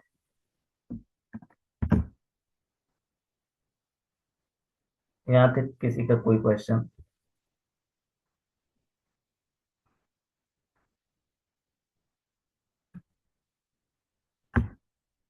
बस ये लास्ट ही स्लाइड है, ताकि आपको डाटा प्रोसेसिंग का थोड़ा सा मैं आइडिया दे दूं कि आपके पास डाटा तो आ गया है, उसमें आपने करना क्या। फर्ज करें आपने एक डाटा ले लिया, ये डाटाबेस, या आपने स्टोर कर लिया डाटा। ठीक है, अब प्री प्रोसेसिंग इंपॉर्टेंट कॉन्सेप्ट होता है, आपने उस डाटा को फॉर्मेट, क्लीन, ये सब करना है, ताकि आपका मॉडल जो है ना प्रोडिक्ट अच्छे से कर सके, उसकी एक्यूरेसी इंप्रूव हो सके, उसकी परफॉर्मेंस इंप्रूव हो सके। तो वो ये सारा प्रोसेस हो रहा होता है। ठीक है, अब डाटा प्री प्रोसेसिंग में आपने ट्रेनिंग डाटा को अलग से कर लेना है। जैसे मैंने आपको बताया कि आप 90% डाटा, जो कि आप मॉडल को ट्रेन, बच्चे को ट्रेन करने के लिए कोई नॉलेज है, वो अलग से कर लेते हैं, कि बच्चे को बताना है कि ये बोतल है, ये कैट है, ये डॉग है। ठीक है, वो अलग से कर लेते हैं। फिर बच्चे को कोई अननोन डाटा देते हैं, कोई एनिमल सामने आता है, तो बच्चे से पूछते हैं कि बच्चे ये कौन सा एनिमल है, मुझे बताओ। वो टेस्ट डाटा के लिए होता है। ठीक है, वो अलग से स्प्लिटिंग हो जाती है, ये बेस लाइन होती है मॉडल की। ठीक है, देन आप उस मॉडल को क्लीन कर रहे होते हैं डाटा प्री प्रोसेसिंग के बाद। फिर एवेल्युएशन और मैट्रिक्स का, यहाँ पे अभी मैं आपको मैट्रिक्स का कॉन्सेप्ट में बता रहा। फाइनल मॉडल आपका क्या करता है कि वो प्रिडिक्ट कर रहा होता है। ठीक है, आपके डाटा के बेस पे अगर उसकी प्रोडिक्शन इंप्रूव नहीं हो रही, सही नहीं आ रही उसकी एक्यूरेसी, देन वो आप दोबारा से वही फ्लो करते हैं। आप दोबारा अपने डाटा के पास जाते हैं, ठीक है, उसमें चेंजेस करते हैं, उसकी प्री प्रोसेसिंग दोबारा करते हैं। ठीक है, उसमें कोई वैल्यूज का जो है ना अप्स एंड डाउन आ रहा है तो वो आप चेंज करते हैं। ऐसे ही आपने न्यूरल नेटवर्क्स का कोई कॉन्सेप्ट देखा होगा, अगर नहीं है तो अभी रहने दे, मैं नहीं बताता। ठीक है, ये सारा कुछ ऐसे साइकिल चल रहा होता है जब तक कि आपका जो है ना मॉडल एक्यूरेसी इंप्रूव नहीं हो जाती। ठीक है, यहाँ तक किसी का कोई क्वेश्चन, थ्योरी यहीं तक थी। मशीन लर्निंग यहाँ तक कि मतलब सब कुछ मशीन लर्निंग में यही होता है। Yes sir. सर हम इस एग्जाम्पल को एक ऐसे एग्जाम्पल भी समझ सकते हैं कि एक बच्चा है जिसने एग्ज़ाम दिया, 9 10 के एग्ज़ाम दे रहे हैं, और इम्प्रूवमेंट की बार बार ज़रूरत है, जिसमें उसको उसके वालिदैन भी प्रेशराइज कर रहे हैं कि आप ठीक करें। तो इस टाइप की भी इसको एग्जाम्पल से हम समझ सकते हैं कोलैबोरेट करके। जी, मैं मशीन लर्निंग का मकसद यही होता है आपका कि आप जो भी मॉडल बना रहे हैं, कोई एप्लीकेशन बना रहे हैं, आपकी उसकी परफॉर्मेंस इंप्रूव करनी करनी है, आपने उसकी एक्यूरेसी इंप्रूव करनी करनी यस सर। है। एनीवन किसी का यहाँ तक कोई क्वेश्चन, देन हम फिर प्रैक्टिकल की तरफ जाते हैं। समझ आइए, आप साथ साथ बताइएगा, बाकी लोग भी यस सर। बताएं, सिर्फ मैम ईशा ही बता रही हैं।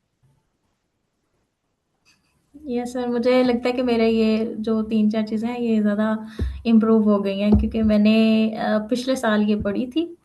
हमारे सर ने पढ़ाई थी, तो मुझे जी, बाकी भूली लोग हुई भी नहीं, बताएं। जी जी, लेकिन बाकी लोग भी। रिवाइज हो गई है। जी, बाकी लोग भी बताएं, उन्हें कुछ आइडिया हुआ, कोई टर्म मुश्किल तो नहीं लगी, ताकि मैं उसे अगेन कोई स्टोरी बिल्ड करके आपको समझा सकूं। सर मेरे लिए तो ये सारी चीज़ें नहीं थी, बट ये है कि आपने बहुत अच्छे से एक्सप्लेन किया, काफ़ी सारी चीज़ें एब्जॉर्व हो गई हैं, समझ आ गई हैं इंशाल्लाह। बाकी अभी इसको खुद से स्टडी करेंगे एक दफ़ा, फिर आप प्रैक्टिकल भी कराएंगे डेफिनेटली इस पे, तो मज़ीद अंडरस्टैंडिंग डेवलप होगी। बहुत अभी तक काफ़ी मतलब चीज़ें समझ आ चुकी हैं, बिल्कुल नहीं भी थी तब भी। जी, thank you so much sir. Anyone else, किसी का कोई फीडबैक, कोई सजेशन?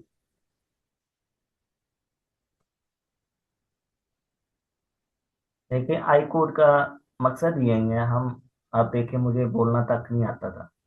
ठीक है, जब मैं आई कोड ग्रुप पे आया था ना, मुझे बोलना तक नहीं आता था, मैं क्लास में प्रेजेंटेशन देने के लिए भी कांपता था। ठीक है, अब माशाल्लाह से मैं फ्लो में स्पीक कर रहा हूँ, या कोई लेक्चर आपको स्टोरी की शेप में जो है ना समझा पा रहा हूँ। इसके पीछे यही था कि डॉक्टर जफर शायद इस बात पे फोर्स करते हैं कि आप किसी भी मीटिंग में हैं तो आप ट्रेनर का दिमाग हैं। ठीक है, आप उसे कोई क्वेश्चन पूछें ऐसे कि दूसरे को आते भी ना हो, वो आपसे पची हो जाए, मतलब तंग हो जाए। आप लोग बोलते नहीं, आप अनम्यूट करें खुद को, ताकि आपकी जो हेजिटेशन है वो दूर हो, आप अच्छे से कॉन्सेप्ट को लर्न कर सकें। ये बहुत इंपॉर्टेंट है उस टाइम के लिए जब आप माशाल्लाह से यहाँ पे 50 की तादाद है, तो आप लोगों ने मतलब स्कॉलरशिप हंटिंग भी करनी है ना। ठीक है, तो जब आप प्रोफेसर से इंटरव्यू कर रहे होते हैं तो कुछ कुछ प्रोफेसर के इंटरव्यू 1.5 घंटे तक भी जाते हैं, तो फिर वो प्रेशर आप कैसे हैंडल करेंगे? ठीक है, यहाँ अगर आप अनम्यूट करके कोई क्वेश्चन तक नहीं पूछ पा रहे, जब वहाँ आप 1.5 घंटे की मीटिंग अगर हो जाए, तो आप वहाँ पे कैसे परफॉर्म करेंगे? आप तो पहले 5 मिनट में कोलैप्स कर जाएंगे। आप बहुत टैलेंटेड है, आप कोई क्वेश्चन पूछें, आप खुद को अनम्यूट करें।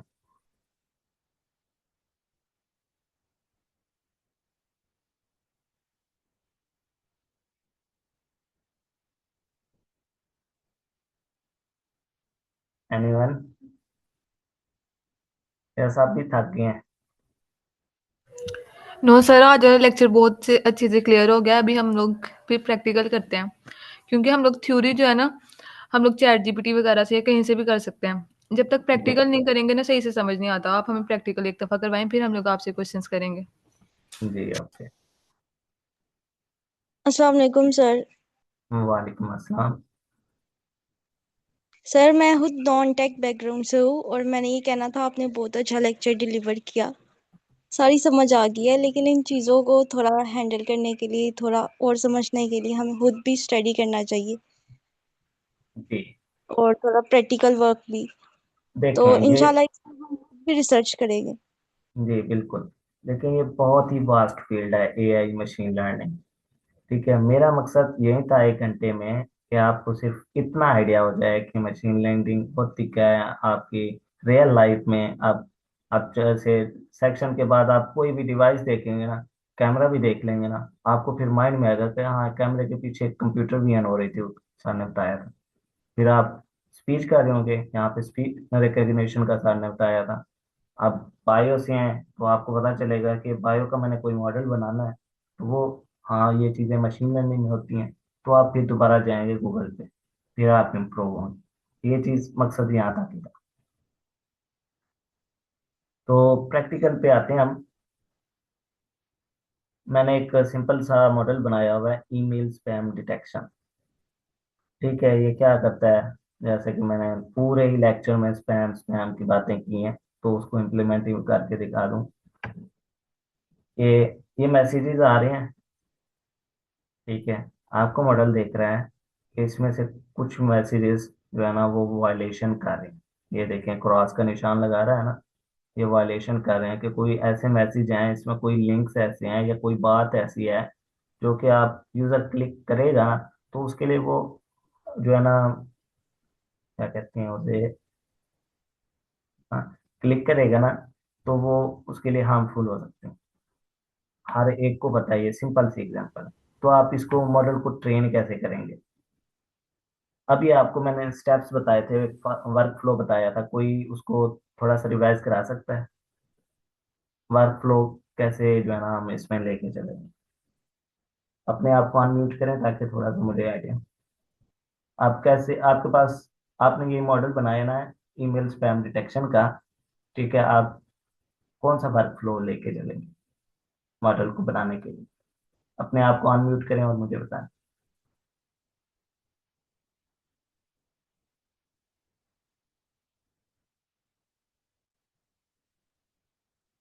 एनीवन?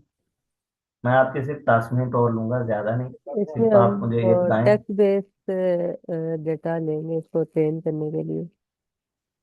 जी, आप वर्क फ्लो आपने बताया, थोड़ा सा टेक पेज या कोई और चीज, कोई, आप वर्क फ्लो मतलब एक स्टेप्स बता दें कि आप, अभी मैंने पीछे लेक्चर में बताए थे कुछ स्टेप्स, एक पूरा वर्क फ्लो बताया कि कोई भी आप दुनिया का मॉडल बनाएंगे तो ये वर्क फ्लो जो है ना, वो किया जाएगा, इम्प्लीमेंट किया जाएगा। कोई भी आइडिया दे दें आप लोग, एक ही स्टेप बता दें कि पहला स्टेप हमारा क्या था। सर सबसे पहले हम लोगों ने अपनी प्रॉब्लम को प्रिडिक्ट करना होगा कि सबसे पहला स्टेप क्या है। जी। प्रॉब्लम को आइडेंटिफाई करेंगे कि प्रॉब्लम किधर थी, जी। और नेक्स्ट हम उसके लिए जब प्रॉब्लम का हम लोग को पता चल जाएगा तो फिर हम उसके लिए कोई डाटा सेट कलेक्ट करेंगे। जी। और जब हम लोग के पास डाटा सेट कलेक्ट हो जाएगा तो फिर हम उस पर अपनी प्रोसेसिंग करेंगे। प्रोसेसिंग में हम लोग के बहुत सारी चीज़ें आ जाती हैं। प्रोसेसिंग के बाद फिर हम लोग उसकी कोई फीचर वगैरह हम लोग देखेंगे और जी। टेस्टिंग होगी। फिर हम लोग कोई भी जो सूटेबल प्रॉब्लम के लिहाज से मॉडल होगा उसको सिलेक्ट करेंगे। फिर टेस्टिंग आ जाती है, सारी वैल्यूएशन आ जाती है।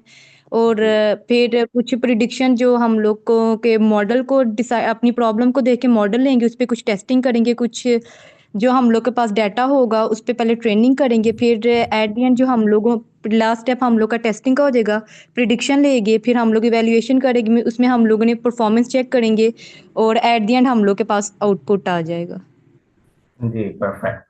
ये दुनिया का कोई भी मॉडल आप बनाएंगे ना तो यही फॉलो हो रहे होंगे। डाटा कलेक्ट किया आपने, डाटा को क्लीन किया, फॉर्मेट किया, फिर प्रोसेसिंग कर ली, देन आपने उसके लिए कुछ स्प्लिटिंग कर ली कि ये ट्रेनिंग पर्पस के लिए जो है ना मेरा डाटा है, ये टेस्टिंग पर्पस के लिए का। ठीक है, वही वर्क फ्लो इसी में होगा। अब पहला स्टेप ये देखें, ये मेरा पहला स्टेप था। आपको मैंने बात की कैगल की। एक तो आपको मैंने मैनुअल बताया कि वहाँ पे 3 डॉट्स लगे होते हैं, वहां से आप डाउनलोड करके अपनी मशीन पे जो है ना वो कर सकते हैं। एक ये भी एक तरीका है कि आप ट्रैक्ट इंपोर्ट कर लें। ये कैगल है जो कि कैगल की वेबसाइट थी, ये मैंने यहाँ पे इंपोर्ट कर ली कि यहाँ पे वो चीज़ आ जाए। फिर मैं चाहता था कि स्पैम डिटेक्शन के लिए जो उसका डाटा है ना, उसका पाथ, ठीक है, वो ये मैंने लिंक दे दिया। ठीक है, यहाँ पे उसका पाथ दे दिया, ये मुझे डाटा सेट चाहिए था। ठीक है, UCI ML ये भी एक वेबसाइट ही है।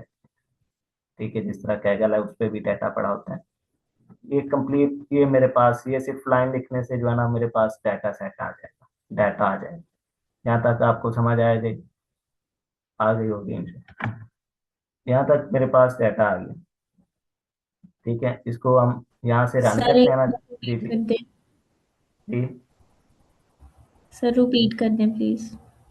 ओके, मैंने बताया था आपको काइकल एक प्लेटफॉर्म का जहाँ से हमने डाटा उठाना था। हम अपना डाटा नहीं बना रहे। ठीक है, तो एक तो मैंने बताया था कि वहाँ पे 3 डॉट्स होते हैं, वहाँ पे आप डाउनलोड कर सकते हैं मैनुअली। अगर मैनुअली नहीं करना चाहते, आप थोड़ा सा फास्ट काम करना चाहते हैं, तो यहाँ पे आप डायरेक्ट कैगल को इंपोर्ट कर लें। कैगल आप, ठीक है, ये कमांड देख के देन आप जो डाटा सेट आपको चाहिए, जैसे कि मुझे स्पैम डिटेक्शन के लिए उनके पास जो डाटा पड़ा था, वो यहाँ पे आप पाते दें, वो भी वहाँ पे आपको अवेलेबल होगा वहाँ पे कैगल की वेबसाइट। ठीक है, फिर प्रिंट का आपने कल फंक्शन पढ़ा था कि ये कंफर्म करने के लिए कि जो डाटा है हम इंपोर्ट कर रहे हैं क्या वो आ गया है कि नहीं आ गया। इसको रन करेंगे तो उसके बाद आपके पास अगर ये इनपुट आ गई कि डाटा सोर्स इंपोर्ट कंप्लीट, तो इसका मतलब आपका डाटा आपके पास आ गया। आपका पहला स्टेप कंप्लीट हो गया। दूसरा स्टेप क्या होता है? अब क्योंकि आप गूगल कोलैब में काम कर रहे हैं, ठीक है, ये कोड कहाँ से आता है?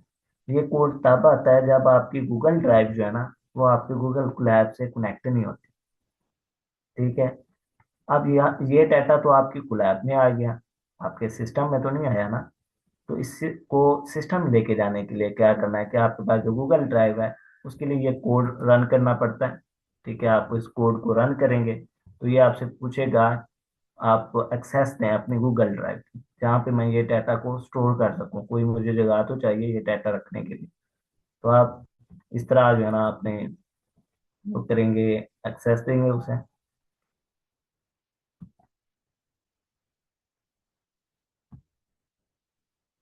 अगेन किसी को एक्सक्यूज मी कहीं। सर।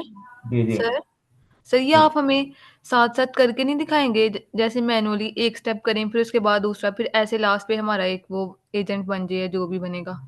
ये तो आपने जी पहले से लिखा हुआ है ना सारा, इस तरह थोड़ी समझ नहीं आ रही है कि हम लोग प्रैक्टिकली करेंगे तो फिर बहुत ज्यादा एरर्स आ जाते हैं या हम लोग सही से एक्सेस नहीं कर रहे होते डाटा सेट।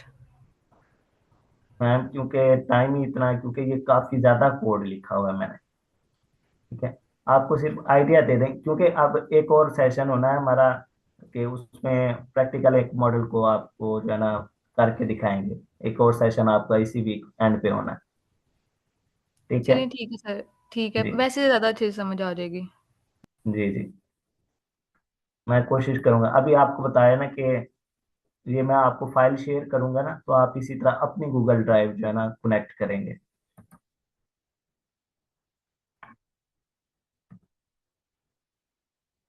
ठीक है, ये कोड पहले से लिखा हुआ है। जब आपने इसे रन करना है, आपने आपको मैंने बताया कि पहला स्टेप क्या करना है। आपने जब ये मैं आपको फाइल शेयर करूं, आपने इसे रन करना है। इसको रन करने के बाद ये चीज आ जाएगी, आपके डाटा सेट आपके पास आ जाएगी। दूसरा स्टेप क्या है कि आपकी गूगल ड्राइव कनेक्ट होनी चाहिए। उसके लिए आप इसे रन करेंगे तो जैसे अभी मैंने एक्सेस दी तो आपके पास इसी तरह आएगा कि एक्सेस देंगे तो आपके पास गूगल ड्राइव में आ जाएगी सारी चीजें।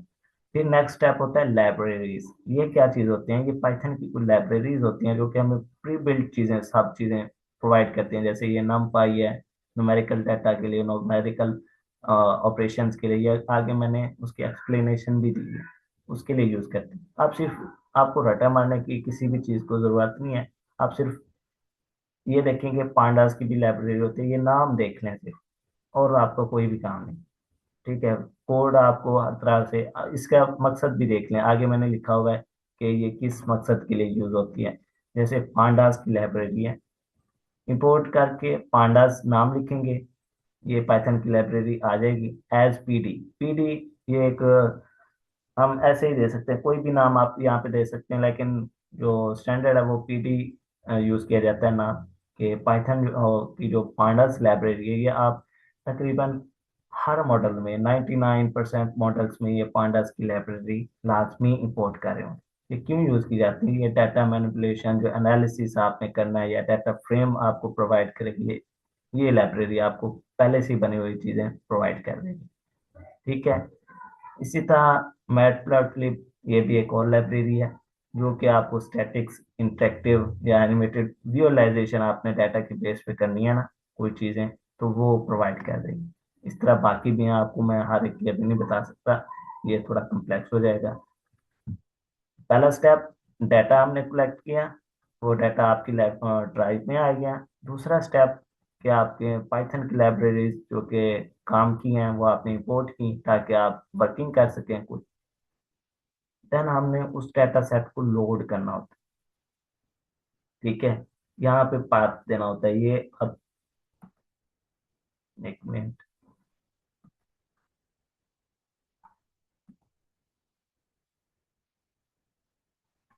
अब यहाँ पे मेरे पास गूगल ड्राइव थी, ठीक है।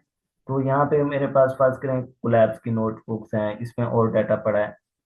आप कोई डाटा यहाँ पे पाथ देना चाहते हैं ना, ये तो पहले से मैंने पाथ दिया है क्योंकि मैंने ये डाटा कैगल से इंपोर्ट किया है डायरेक्ट, ये मेरी फाइल में नहीं पड़ा हुआ, ठीक है, डाटा सेट।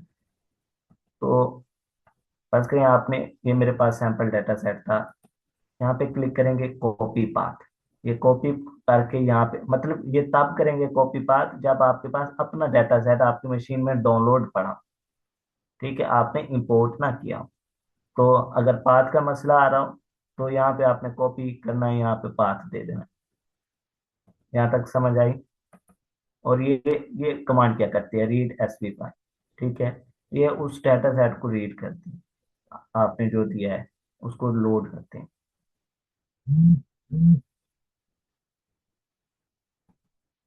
डीएफ का क्या मतलब होता है हमारे पास?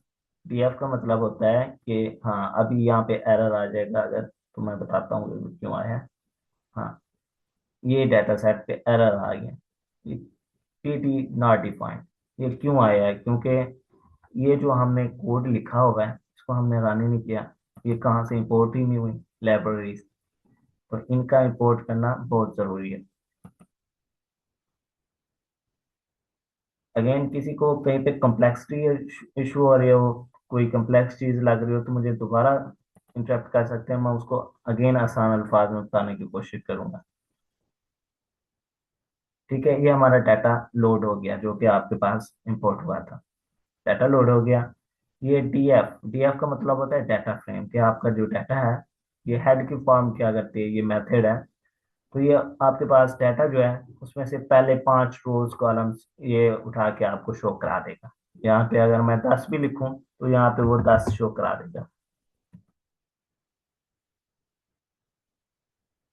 ठीक है, जितना भी आप शो कराना चाहते हैं। आपको अब पता चल जाएगा ये हैम का मतलब, यहाँ पे डाटा, क्योंकि उन्होंने वर्ड ये यूज किया था, लेबल उन्होंने दिया था हैम का।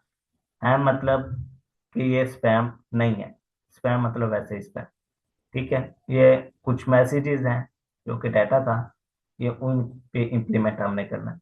ये NaN मतलब नॉट नंबर या नॉट वैल्यू कोई भी यहाँ पे नहीं दिया होगा, ये वैसे ही उन्होंने अननेम्ड दे दिया था, ये डाटा क्लीन करने के लिए, ये क्योंकि अननेसेसरी वैल्यूज थी जो हमने प्री प्रोसेसिंग में पढ़ी थी चीजें। अब क्या करना है हमने, अब हमने उनको रिमूव करना है, अननेसेसरी वैल्यूज को, ठीक है।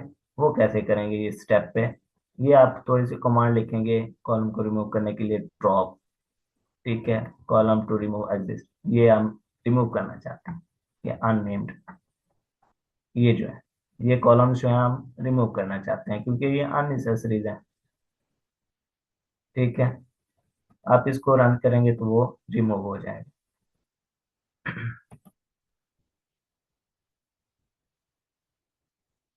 किसी को यहाँ पे समझ ना आई हो तो carry on. No sir, all clear. Okay, हमारे पास जो अननेसेसरी वैल्यू थी वो खत्म हो गई, ठीक है। अब हमारे पास जो नेसेसरी वैल्यूज हैं सिर्फ वही हैं कि मैसेजेस हैं या उन पे लेबल दिए हुए हैं कि इस तरह का मैसेज आएगा, इस तरह की कोई वर्डिंग होगी तो वो स्पैम होगा, इस तरह की वर्डिंग नहीं होगी तो वो इस तरह होगा, ठीक है। ये टोटल डाटा सेट में हमारे पास 55,000, ये जो नंबर लिखा हुआ है ये रोज हैं, ये इतने कॉलम्स हैं हमारे पास। ये सिर्फ मैंने शो ही थोड़े से कराए थे, ऊपर आपको मैंने बताया था, आप जितने मर्जी शो करा लें। यहाँ पे ये हेड की कमांड में अगर 10 देंगे तो वो 10 शो हो जाएंगे, 5 देंगे तो 5 शो हो जाएंगे।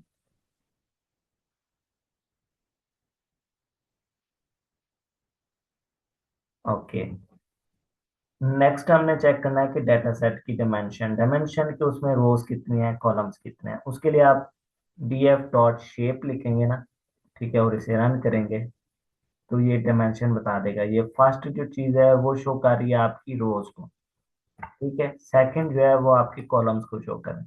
ये भी अगेन आप सिर्फ देखना चाहते हैं कि आपके डाटा कितना सा है, कितनी रोज हैं, कितनी कॉलम्स हैं।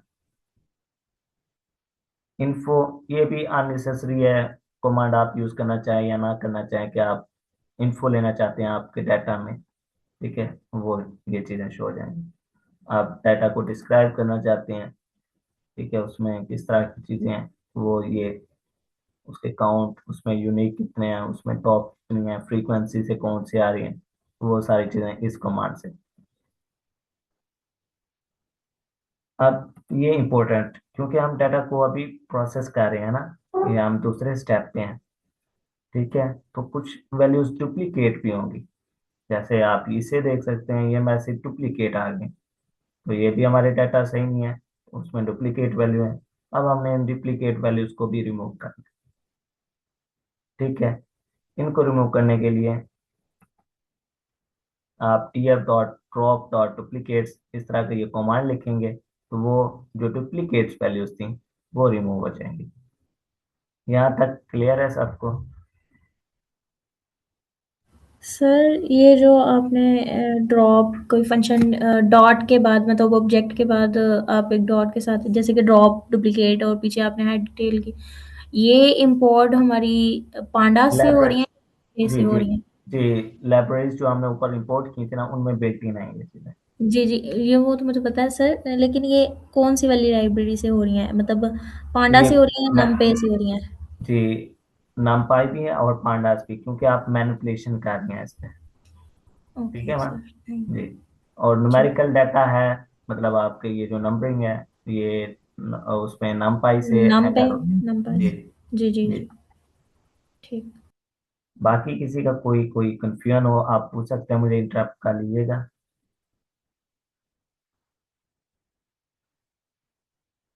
अब थर्ड जो है हमारे पास स्टेप आता है विजुअलाइजेशन का, ठीक है। इसमें क्या होता है कि ये थोड़ा सा मैंने कोड लिखा हुआ है, इसे आपने विजुअलाइज करना है।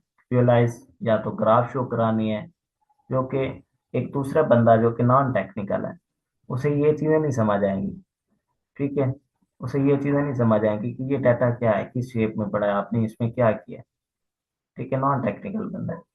उसकी डिसीजन मेकिंग के लिए आप क्या करते हैं, विजुअलाइजेशन करते हैं, कि कोई उसे ऐसी चीज शो कराएं जो कि उसे आइडिया दे दे कि जो आपके पास डाटा है उसमें से इतने स्पैम हैं और इतने स्पैम नहीं है।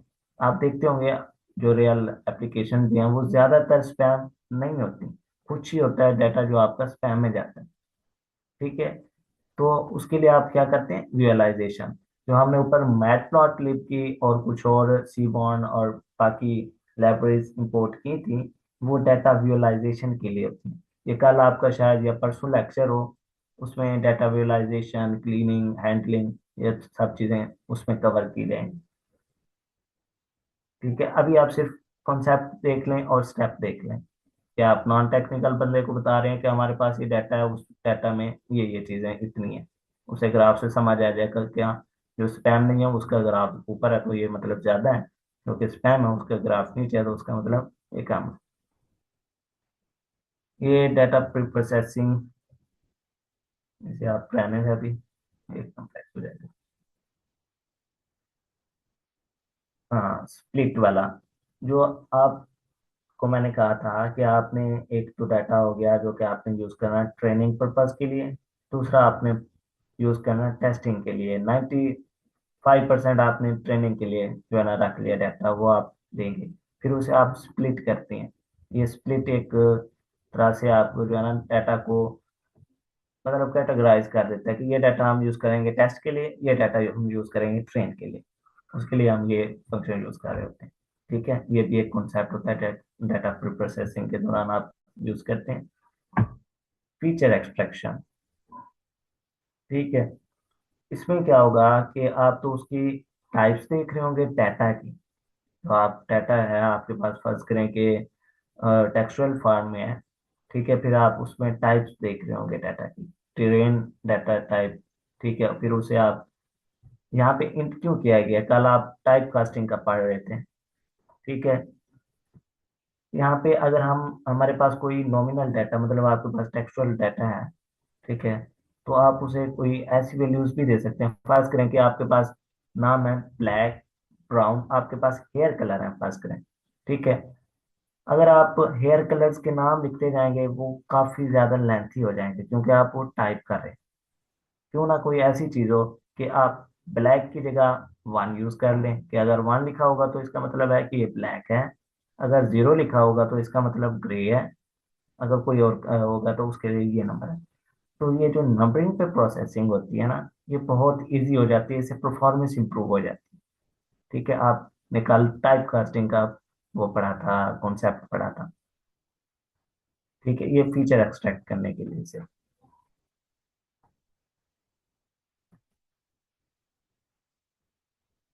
जी, अगर आप ऊपर वाले सेल कोई जो है ना रन नहीं करेंगे, फर्स्ट में हमने डाटा स्प्लिट किया था तो हमने वो रन नहीं किया, तो इस वजह से ये एरर है, आपको वो करना पड़ेगा। एक मिनट।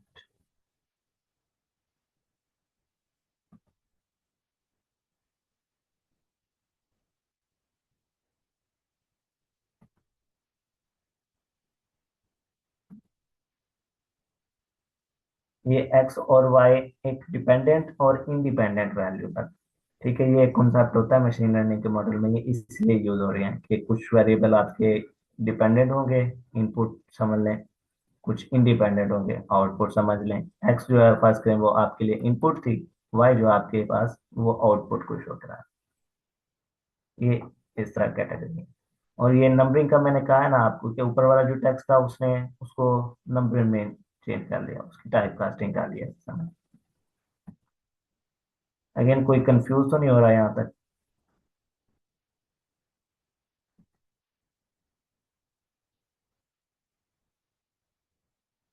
यहाँ तक समझ आ रही है आपको? कोई अनम्यूट करके मुझे बता दे। यस सर, समझ तो आ रही है, लेकिन ये क्योंकि कोड की मैंने भी तरफ इसको अभी ना जाए, क्योंकि ये कोड काफी प्रैक्टिकल, तो कम। मैंने भी जी। इसका नहीं किया हुआ जी। मशीन लर्निंग का, लेकिन इसको देख के जहाँ जहाँ तक मुझे आता था वहाँ वहाँ तक मुझे समझ आ गई है। उससे आगे मैं समझने की कोशिश कर रही हूँ, लेकिन आपके बताए हुए जो है वो बातें वो समझ आ रही जी। हैं। जी। लेकिन ये जो कोड को मैं समझ रही हूँ कोड, वो मुझे नहीं इतना नहीं, खास अभी समझ नहीं आ रहा। मैं इसलिए कोड समझा ही नहीं रहा आप लोगों को कि वो कम्प्लेक्स हो जाएगा, जी। आप कोड को ना समझें, आप सिर्फ एक फ्लो देखें कि आपने जिंदगी में कभी भी आपने कोई मॉडल बनाना है तो आपने फ्लो कैसे लेके चलना है। आपने डाटा लेना है, आपको ना उसकी प्री प्रोसेसिंग करनी है, ठीक है, आपने कोई लाइब्रेरीज इंपोर्ट करनी है। तो ये जो आज मैं बता दूंगा ये आपके माइंड में रह जाएगा, कल को कभी भी आपने रिसर्च करनी है ना, कोई रिसर्च बेस्ड प्रोजेक्ट भी बनाना है, तो आप वहाँ पे आपको माइंड में आ जाएगा कि हाँ ये फ्लो था, हमने इस तरह करना है। कोड तो आप चाहे जीपीटी से भी लिखवा लेंगे, ठीक है ना। तो आप जी सिर्फ जी, इसमें लेकिन सिर्फ इस सर, फ्लो को, मैं एंड एंड में इसको समराइज करूंगा सारे को, तो आप तीन बस मुझे 5 मिनट और दे, और ज्यादा लेंथ नहीं जाना, कोड की ओके, तरफ अभी ना जाए। इंशाल्लाह। फीचर एक्सट्रैक्शन होगी, उसके एट्रीब्यूट्स हमने देख लिए कि उसका एट्रीब्यूट्स मतलब आपको बताया था कैरेक्टरिस्टिक्स के, कलर उसका ब्लैक था, ग्रे था, स्पैम था, नहीं था, ये फीचर एक्सट्रैक्ट करने के लिए कोड लिखा गया। आप इस कोडिंग में अभी ना जाए, ठीक है, ये स्टेप हमारा कंप्लीट हो गया। नेक्स्ट स्टेप था हमने मॉडल को ट्रेन करना है, जो कि हमारे पास ट्रेनिंग डाटा था, हमने फीचर एक्सट्रैक्ट करा लिए ट्रेनिंग डाटा में। उसके लिए यहाँ पे कॉन्सेप्ट था कि हमें जो डाटा है उस पर कौन सा एल्गोरिदम लगाना है, ठीक है, जो एल्गोरिदम लगाएंगे भाई हमारा मॉडल बन जाएगा। हमने एक सुपरवाइज्ड लर्निंग पढ़ी थी, ठीक है, वहां पे एक एल्गोरिदम था लॉजिस्टिक रेग्रेशन का। ये कहाँ पे वर्क करता है, जहाँ पे आपके पास इस तरह का डाटा हो, to the point, yes no spam, no spam classification type, ठीक है, तो वहां पे आप ये मॉडल इंप्लीमेंट कर देते हैं। ये छोटी सी आपने लाइन लिख दी ये ऊपर, क्योंकि आपने लाइब्रेरीज इंपोर्ट की हुई थी, तो ये उसी में फंक्शन होता है कि जब ये चीज लिखी जाएगी तो वो जो है ना इम्प्लीमेंट हो जाए मॉडल में। हम अब कौन सा मॉडल बना रहे हैं, लॉजिस्टिक रेग्रेशन। कल को आपको से कोई पूछ सकता है कि ईमेल डिटेक्शन के लिए आपने स्पैम डिटेक्शन के लिए कौन सा मॉडल यूज किया था, तो आप कह सकते हैं कि लॉजिस्टिक रेग्रेशन।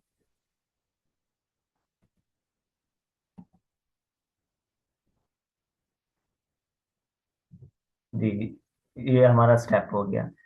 नेक्स्ट स्टेप था कि हमने मॉडल भी इम्प्लीमेंट कर लिया, फीचर भी एक्सट्रैक्ट कर लिए, ट्रेन भी कर लिया मॉडल को। अब मॉडल की एवेल्यूएशन करनी है। ठीक है, ट्रेनिंग डेटा पे और टेस्ट डेटा पे, दोनों पे हमने करनी है। आप फर्ज करें ट्रेनिंग डेटा पे आपने उसे मॉडल को दिया और आपका मॉडल सही परफॉर्म कर रहा है। आपने उसे बताया कि ये डॉग है, तो मॉडल बता रहा है हाँ ये डॉग है, लेकिन आपने उसे ट्रेनिंग डेटा दिया। आप एक अननोन डाटा देते हैं अपने मॉडल को। आप उसे कहते हैं कि आप बताओ कि ये डॉग है, आपको मॉडल कहता है नहीं ये कैट है, मतलब आपकी एक्यूरेसी खराब हो गई।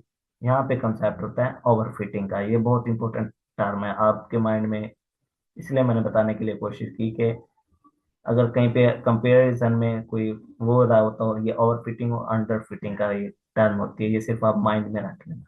ठीक है, अब यहाँ पे हम अपने मॉडल की एवेल्यूएशन कर रहे हैं, उसकी एक्यूरेसी देख रहे हैं। ट्रेनिंग डेटा पे अब उसकी एक्यूरेसी क्यों है, ये न्यूमेरिकल में क्यों आ रहा है, क्योंकि हमारा ये मॉडल फास्ट करने के लिए हमने ऊपर देखा था टाइप कास्टिंग की थी कि हम जो है ना उसे पहले न्यूमेरिकल में देखना चाहते हैं तो वो कितने परसेंट हमारी एक्यूरेसी आ रही है ट्रेनिंग डेटा। तो वो 96.32 आई, ऐसे समझ लें। ये ट्रेनिंग डेटा पे जैसे कि उसने कहा कि ये डॉग है, तो उसने मॉडल ने भी बता दिया कि ये डॉग है, वो ट्रेनिंग डेटा पे, लेबल डाटा। फिर आपने अननोन डाटा दिया टेस्ट करने के लिए, तो फिर उसकी एक्यूरेसी चेक की। आपने कहा कि ये अननोन डाटा है और मुझे बताओ ये क्या है, वो कहता है कि ये डॉग है, तो आपने कहा ये इसने 100% जो है ना, मतलब इस परसेंट के साथ इसने सही जवाब दिया। आप देखें 100 में से उसने 4 के गलत बताए मॉडल ने। ठीक है, और जो है 96 जो है ना उसने सही नाम बताए। तो आपके टेस्ट डेटा पे इतनी एक्यूरेसी आई, 96.03। ठीक है, ये पूरा कॉन्सेप्ट था।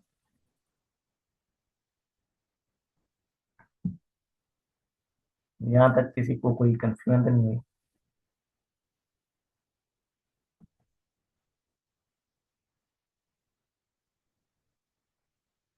हाँ, अब कंफ्यूजन मैट्रिक्स क्या होता है कि आप देखना चाह रहे हैं कि क्या जो आपने एक्चुअल प्लान किया था प्रेडिक्टेड लेवल भी वैसे आ रहे हैं या नहीं आ रहे हैं। अब नॉन टेक्निकल बंदों के लिए ये चीज अब उन्हें ये समझ आ जाएगी कि ये जो ज्यादा ग्रीन शो हो रहा है इसका मतलब क्या है कि इसमें ज्यादा चीजें 894 ये हैं, ये जो है ना स्पैम नहीं है। ठीक है, ये डाटा स्पैम नहीं है, तो उन्हें ये देखते ही समझ आ जाएगा। ये एक्चुअल जो उन्होंने प्लान किया था, एक साइड पे एक्चुअल होता है, दूसरा इस कन्फ्यूजन मैट्रिक्स में प्रिडिक्टेड होता है। तो ये उसका एक मैट्रिक्स बनाया जाता है, ये भी एक स्टेप किया जाता है मॉडल ट्रेनिंग में। क्लासिफिकेशन रिपोर्ट आपने बनानी होती है, उसकी पर्चियां रिकॉल। अभी इन टर्म में आप ना पढ़ें, आप सिर्फ इतना ही देख लें इसे। अब लास्ट स्टेप आपका, ठीक है, परफॉर्मेंस आपने चेक करनी है अपने मॉडल की। वो कैसे करेंगे, न्यू इनपुट की बेस पे। अब क्योंकि यहाँ पे मैंने वेब एप्लीकेशन नहीं बनाई, अगर आप वेब एप्लीकेशन बनाना चाहते हैं कि यूजर खुद यहाँ पे टेक्स्ट दे इनपुट और आपका मॉडल बताए कि ये टेक्स्ट स्पैम में जाएगा कि नहीं जाएगा, तो आप पाइथन और स्ट्रीमलाइट हम यूज करते हैं, वो आप यूज करके वेब एप्लीकेशन वगैरह बना सकते हैं। यहाँ पे मैंने क्या किया कि ऐसे समझे कि ये यूजर है, उसने ये टेक्स्ट दिया। ठीक है, ये स्पैम ईमेल की एक निशानी मैंने दे दी कि वो चेक करे कि ये स्पैम में जाएगा कि नहीं। ये स्पैम नहीं है, ये उस तरह का मैसेज मैंने लिख दिया। ठीक है, अब इनपुट मैंने दे दी। अब हमने फीचर एक्सट्रैक्शन का भी किया था काम ऊपर, कि उसमें से फीचर एक्सट्रैक्ट करे इन मेल में से। फीचर कैसे एक्सट्रैक्ट करेगा कि वो पैटर्न रिकॉग्नाइज करेगा, वो मैच करेगा कि क्या ये टेक्स्ट स्पैम वाले से मैच करता है या नहीं मैच करता। ठीक है, देन प्रिडिक्शन करेगा आपका मॉडल, क्योंकि हमने अननोन वैल्यू दी है। ये आप नीचे जो है ना रिजल्ट शो कराने के लिए और विजुअलाइजेशन के लिए मैंने ये कोड लिखा था, ताकि आपको एंड पे समझ आ सके कि आपका मॉडल एक नॉन टेक्निकल बंदा देखे तो उसे कैसे समझ आएगी।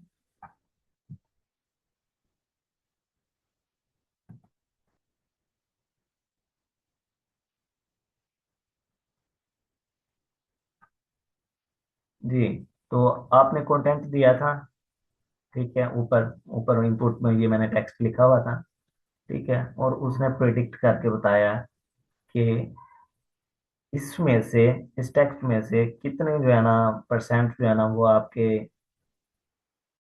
टेक्स्ट और कितने ये आपका टोटल मॉडल यहाँ पे इम्प्लीमेंट हो गया, ये आपका कंप्लीट बन गया। इसको चेक भी करना है आपने यहाँ पे, इनकी इनपुट्स ये टेक्स्ट चेंज, तो वो भी चेंज करके दे देगा क्या, कि उस टेक्स्ट में से कितने नॉन स्पैम की जो है ना वो आपका टोटल मॉडल यहाँ पे एंड होता है इसका।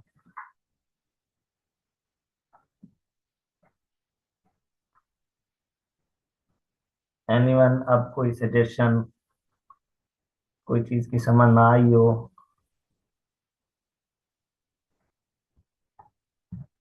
शुरू से सिर्फ एक सेकंड में मैं बता देता हूँ कि शुरू से हमने कैसे वर्क किया था इस मॉडल में।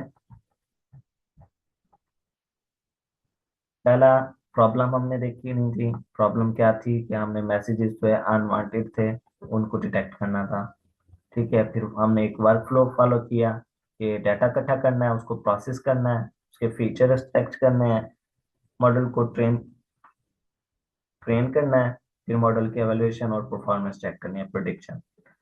डाटा कहाँ से लिया हमने? कैगल से लिया, यहाँ से डायरेक्ट इंपोर्ट कर लिया, ठीक है। फिर हमने अपनी ड्राइव से लिंक कर दिया कि वो डाटा जो है ना हमारी ड्राइव में भी सेव हो जाए, वो ये चीज़। फिर हमारे पास इंपॉर्टेंट कॉन्सेप्ट होता है लाइब्रेरीज को इम्पोर्ट करने का, ताकि हम उस डाटा के साथ ऑपरेशन परफॉर्म कर सकें, उसकी मैनिपुलेशन कर सकें। न्यूमेरिकल डाटा है तो उसके लिए न्यूमेरिकल ये नामपा यूज होगी, पांडास है तो वो मैनिपुलेशन के लिए होगी। विजुअलाइजेशन हमने नॉन टेक्निकल पर्सन को शो कराना है अपना मॉडल कैसे वो करा, तो वो विजुअलाइजेशन इन लाइब्रेरीज से आ रही होगी, तो ये हमने इंपोर्ट कर ली। जो हमने डाटा डाउनलोड किया उसको हमने लोड कराना है इसको लैब की फाइल में, तो हमने ये पाथ दे दिया। फिर हमने देखा कि हेड के ये कमांड क्या कर रही थी, हमारे डाटा किस शेप में है, ठीक है। वो इस शेप में था कि उसमें तीन कॉलम जो थे वो अननेम्ड थे, अननेसेसरी वैल्यूज थी, और जो दो बाकी कॉलम्स थे दो, वो काम के थे कि उसमें टेक्स्ट डाटा था और उसमें लेबल लगे हुए थे, ठीक है। फिर हमने क्या किया, हमने उसकी प्रोसेसिंग करनी थी, तो अननेसेसरी वैल्यूज को हमने कॉलम्स को रिमूव कर दिया ताकि हमारा डाटा क्लीन हो जाए, ठीक है। ये अननेसेसरी वैल्यूज गई। फिर हमने देखा कि उसमें डुप्लीकेट वैल्यूज होगी, फिर हमने डुप्लीकेट वैल्यूज को रिमूव करके कुछ डाटा सेट को और क्लीन कर लिया। ये सब प्रोसेस कहाँ पे हो रहे हैं? डाटा प्री प्रोसेसिंग में।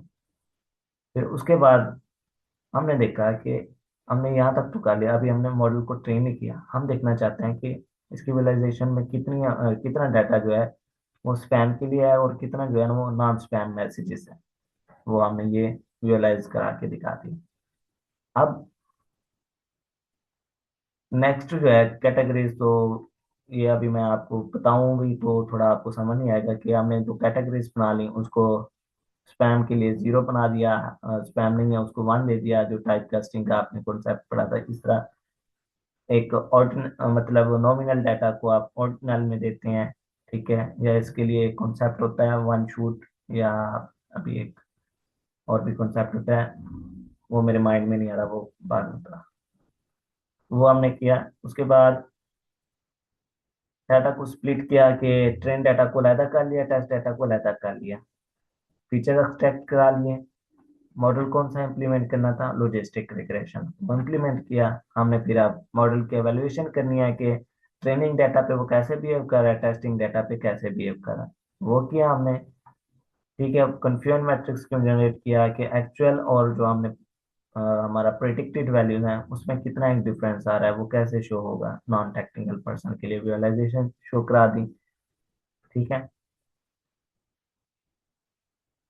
देन हमने उसको कैलकुलेट करना है कि परफॉर्मेंस कितनी आ रही है। वो कुछ पैरामीटर्स होते हैं, एक्यूरेसी, प्रेसिजन वगैरह, ये चीज़ें अभी यहाँ तक न्यूमेरिकल में है, ये किसी को नहीं समझ आएगा कि ये क्या चीज़ें हैं। तो इसको हमने विजुअलाइज कराने के लिए अब हमने न्यू इनपुट देनी है अपने मॉडल को। यहाँ तक हमारा मॉडल ट्रेन हो गया। ये लास्ट स्टेप क्या था, न्यू इनपुट आएगी उस मॉडल के पास। अब वो बताएगा कि उस न्यू इनपुट में से कौन सा टेक्स्ट स्पैम में जाएगा, कौन सा नहीं जाएगा, कितने परसेंट इस टेक्स्ट में से जो है ना कुछ वर्ड्स हैं जो कि स्पैम के हैं, कुछ नॉन स्पैम के हैं। तो हमारा मॉडल प्रिडिक्ट करके बता रहा है कि 93% जो है वो स्पैम नहीं है और 6.2% जो है वो स्पैम है। ये हमारा मॉडल ट्रेन हो गया। कल को कोई भी यहाँ पे आके इनपुट देता है, चेंज करेगा, वो प्रिडिक्ट करके बता देगा कि इतना स्पैम है तो इतने नॉन स्पैम। आई होप के आपको समझ आई। अब किसी की कोई क्यूरी हो, कोई चीज ना समझ आई हो तो आप प्लीज अनम्यूट करें और थोड़ा सा आप बताएं मुझे। मुझे तो 2 घंटे बोलते हुए बस हो गया। आपकी मत है, आप लोग 50 के 50 ही हैं और आप लोग ड्रॉप भी नहीं हुए, आप लोग सुन रहे हैं सब कुछ। अब आप बताएं कि आपको इंटरेस्टिंग लगा, समझ आई नहीं आई, आप लोग मुझे आप बताएं।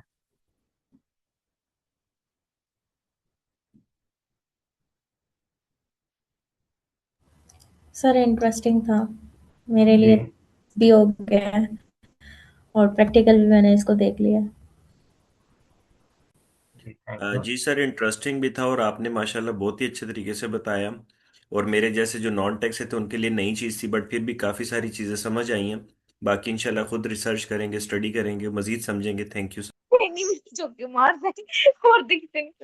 Thank you so much sir, बहुत ज़्यादा इंफॉर्मेटिव लेक्चर था। कुछ चीज़ें पहले से पता थी वो भी रिव्यू हो गई सारा पीछे से, और आपने बहुत अच्छे तरीके से समझाया। बाकी इंशाल्लाह प्रैक्टिकल क्लास में बहुत सारी चीज़ें ज़्यादा अच्छे से क्लियर हो जाएंगी। इंशाल्लाह इंशाल्लाह। क्योंकि ये जो आज चीजें मैंने बताई हैं ना, ये सब चीजें हम एक पूरे मंथ में, 2 मंथ में कवर करें।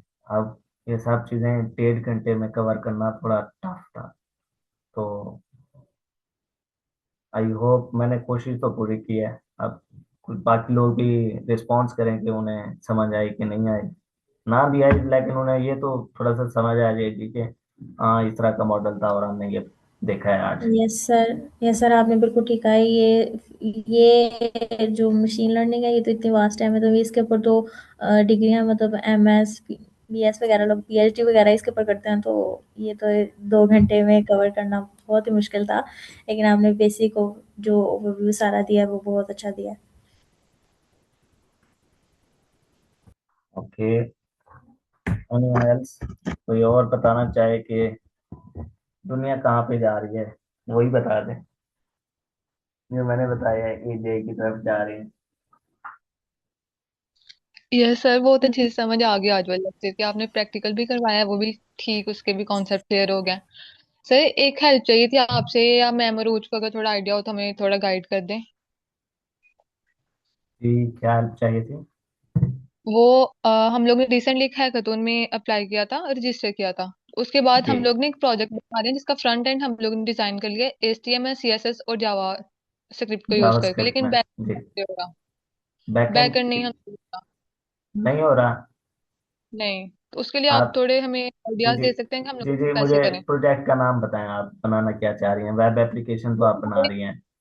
ये हम लोग बना रहे हैं campus AI help, like campus क्या। से रिलेटेड जो भी क्यूरीज होंगे ना, हमारा जो AI बोट है वो उस मतलब उसे उसको रिस्पॉन्स करेगा जो भी क्यूरीज होंगे परफेक्ट उनको। Perfect perfect. तो आज हमने बात की एक डिप्लॉयमेंट, स्ट्रीमलेट और पाइथन से। ठीक है, जी आपने फ्रंट एंड बना लिया। अब वहाँ पे एक चैट बोर्ड का आपने बटन लगा देना है। ठीक है, कि यूजर है वहाँ जी पे क्लिक करे, एक न्यू यूआरएल पे चला जाएगा, वहाँ पे आपका मॉडल होगा जो कि ये सारी चीजें डील कर रहा होगा। ऐसे ना। जी। जी।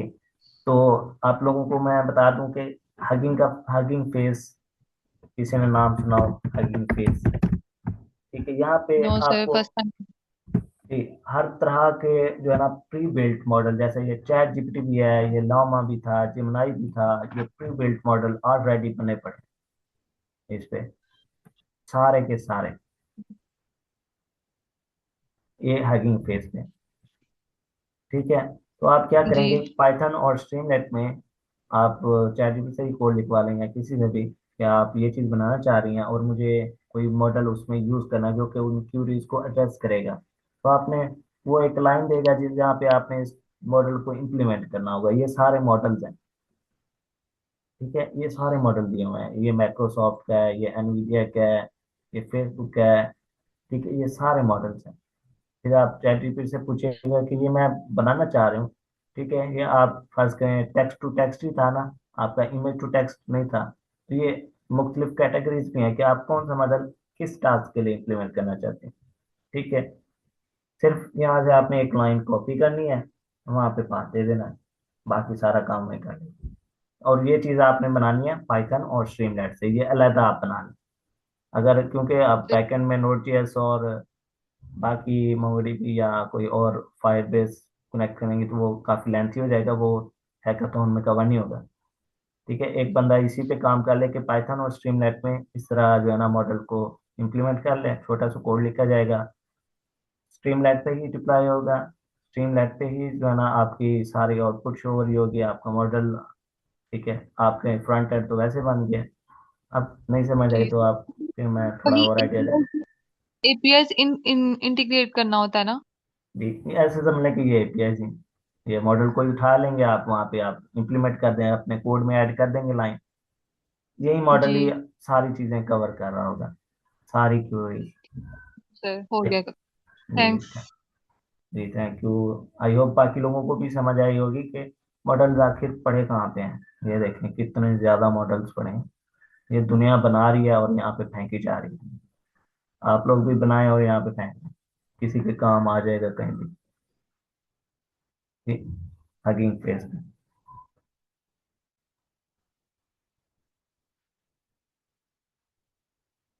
Okay, over to you ma'am Arooj.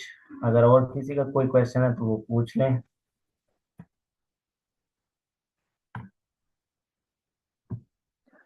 No sir, thank you. कल का भी जो हमारा टॉपिक था पाइथन और आज का भी जो मशीन लर्निंग का था, ये बिल्कुल एक न्यू कॉन्सेप्ट है हमारे लिए, बट आपने बहुत इनको इजी वर्डिंग में हमें समझाया है। अभी फिलहाल हमने कोशिश की है कि हम मैक्सिमम चीज़ें एब्जॉर्ब कर लें, बाकी ये है कि प्रैक्टिस से और लर्निंग से हम लोग सीख लेंगे आगे इंशाल्लाह। Thank you sir so much. Thank you so much.